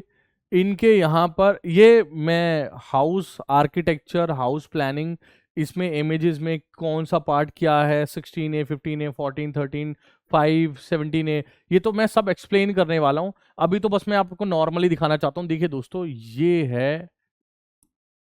है एंट्री इनकी, यहाँ से इनकी एंट्री है। मैं इसको, अभी मुझे बड़ा इमेज नहीं मिला, मैं बहुत बड़ा इमेज, बोर्ड के साइज का इमेज, और मैं आपको बहुत एक्सप्लेन करूंगा, माइट भी नेक्स्ट क्लास में ऐसा करूं। पर अभी मैं बस ये बताना चाहता हूं कि देखो, ये इनकी एंट्रेंस है दोस्तों। यहाँ से ये लोग एंट्री करते हैं। अब देखो, एंट्री करते ही सब चीज विजिबल ना हो जाए, तो देख रहे हो आगे ही क्या है, वॉल है। इस वॉल को आगे देखो, ये यहाँ पर वॉल है ना, इधर ये रही, इसे बोलते हैं कर्टेन वॉल। कर्टेन वॉल क्यों? जिससे कोई भी आदमी सीधे आते ही प्राइवेसी हार्म ना कर दे, आते ही जो है घर में इंटरफेयर ना कर दे। उसके बाद उस आदमी को जाने के लिए देखो, यहाँ होना पड़ेगा या यहाँ होना पड़ेगा। यहाँ गया, उसके बाद 14 में जाना है या 16 में जाना है, या उसके बाद उसको जिन जिन इलाकों में जाना है उन इलाकों के लिए देखो अलग से वो है। बाकी मैं इसको ज़्यादा अच्छी तरीके से बाद में एक्सप्लेन करूंगा, क्योंकि मुझे ये फोटो बहुत बड़ा नहीं मिला है इस वक्त, तो बड़ा फोटो लेके तब मैं आपको एक्सप्लेन करूंगा। इसके ऊपर मैं नेक्स्ट क्लास में आपसे डिस्कशन करता हूँ।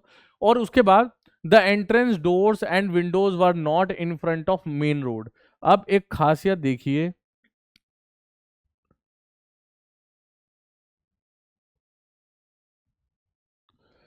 सबसे पहली चीज तो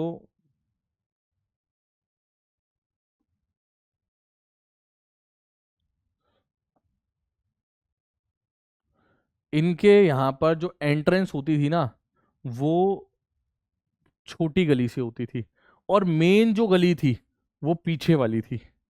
मेन जो रोड है, ये हमेशा अपने घर की एंट्रेंस कहाँ रखते थे, छोटी वाली गली से, ठीक है, सर्विस लेन जिसे बोलते हैं, वहां से रखते थे। और आज हम जनरली क्या करते हैं, आगे वाली गली से रखते हैं। इनको अपनी प्राइवेसी का बहुत कंसर्न था, तो फ्रंट वाली साइड पे ना ये लोग अपने खिड़की दरवाजे भी नहीं बनाया करते थे।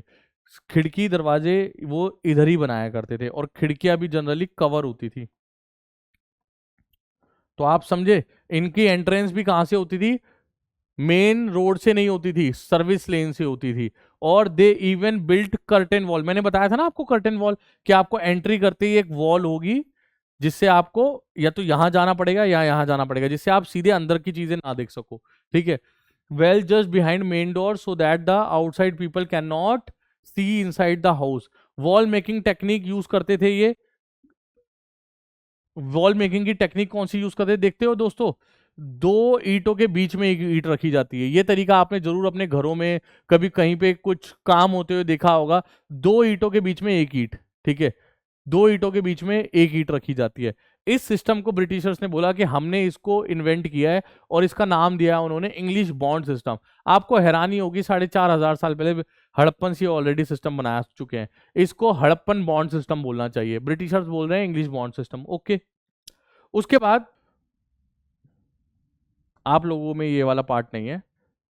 और जो स्टैंडर्ड ब्रिक्स का साइज था, स्टैंडर्ड ब्रिक का साइज था, वो क्या है, 4:2:1। ये है स्टैंडर्ड साइज ब्रिक का। तो हाउस प्लानिंग के बारे में मैं आगे आप लोगों से और डिस्कशन करूंगा नेक्स्ट क्लास में। उसके बाद अब आ जाते हैं इंपॉर्टेंट कंस्ट्रक्शन पे। तो दोस्तों, इंपॉर्टेंट कंस्ट्रक्शन, इनके बारे में हम लोग आगे जिक्र करेंगे, पर मैं थोड़ा सा आपको देना चाहता हूं कि हमें क्या पढ़ना है इंपॉर्टेंट कंस्ट्रक्शंस में। जैसे हमें ग्रीनरी पढ़नी है, जैसे हमें ग्रीनरी, ग्रेट बात पढ़ना है, हमें मोहनजोदारो में मिलता है। उसके बाद हमें एक डॉकयार्ड पढ़ना है। उसके बाद हमें एक 2 स्टोरी बिल्डिंग पढ़नी है, 2 स्टोरी बिल्डिंग पढ़नी है। तो ये सब हम नेक्स्ट क्लास में देखते हैं, नेक्स्ट क्लास में हम इसके बारे में जिक्र करेंगे, ठीक है। इंपॉर्टेंट कंस्ट्रक्शन जो है वो मैं यहां से आप लोगों को आज छोड़ता हूं। थैंक यू सो मच, आप लोग जुड़े रहे। हमारी हमसे यदि कोई गलती होती है, कोई भूल होती है, तो आप लोग प्लीज उस गलती को हमें बताइए। आप हमसे कोई एडवाइस चाहते हैं, रिकमेंडेशन चाहते हैं, सॉरी, तो ठीक है दोस्तों, दोबारा से मिलते हैं हम लोग नेक्स्ट क्लास में। हम लोग नेक्स्ट क्लास में इंपॉर्टेंट कंस्ट्रक्शन से शुरू करेंगे। आप लोगों का हमारे लिए कोई एडवाइस, कोई रिकमेंडेशन हो तो आप हमें प्लीज दीजिए। हम अपने आप को और बेहतर बनाना चाहेंगे आप लोगों के लिए। हम अपने आप को और बेहतर, आप लोगों को और बेहतर सर्व करना चाहेंगे। और आपको हम CUT का एग्जाम या आने वाले सभी एग्जाम्स के लिए तैयार करना चाहते हैं और आपके साथ जुड़ना चाहते हैं।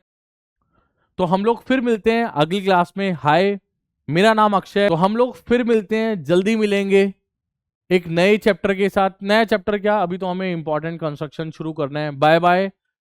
आप लोग हमारे इनिशिएटिव एस्पायरिंग एसएस के साथ जुड़िए, लोगों तक हमारा कंटेंट पहुंचाइए। ऐसे लोगों तक भी ये क्वालिटी कंटेंट पहुंचाइए जो लोग बहुत ज़्यादा वल्नरेबल हैं, जिनके पास रिसोर्सेज की बहुत ज़्यादा कमी है। Thank you so much. अपना ख्याल रखिएगा। Thank you.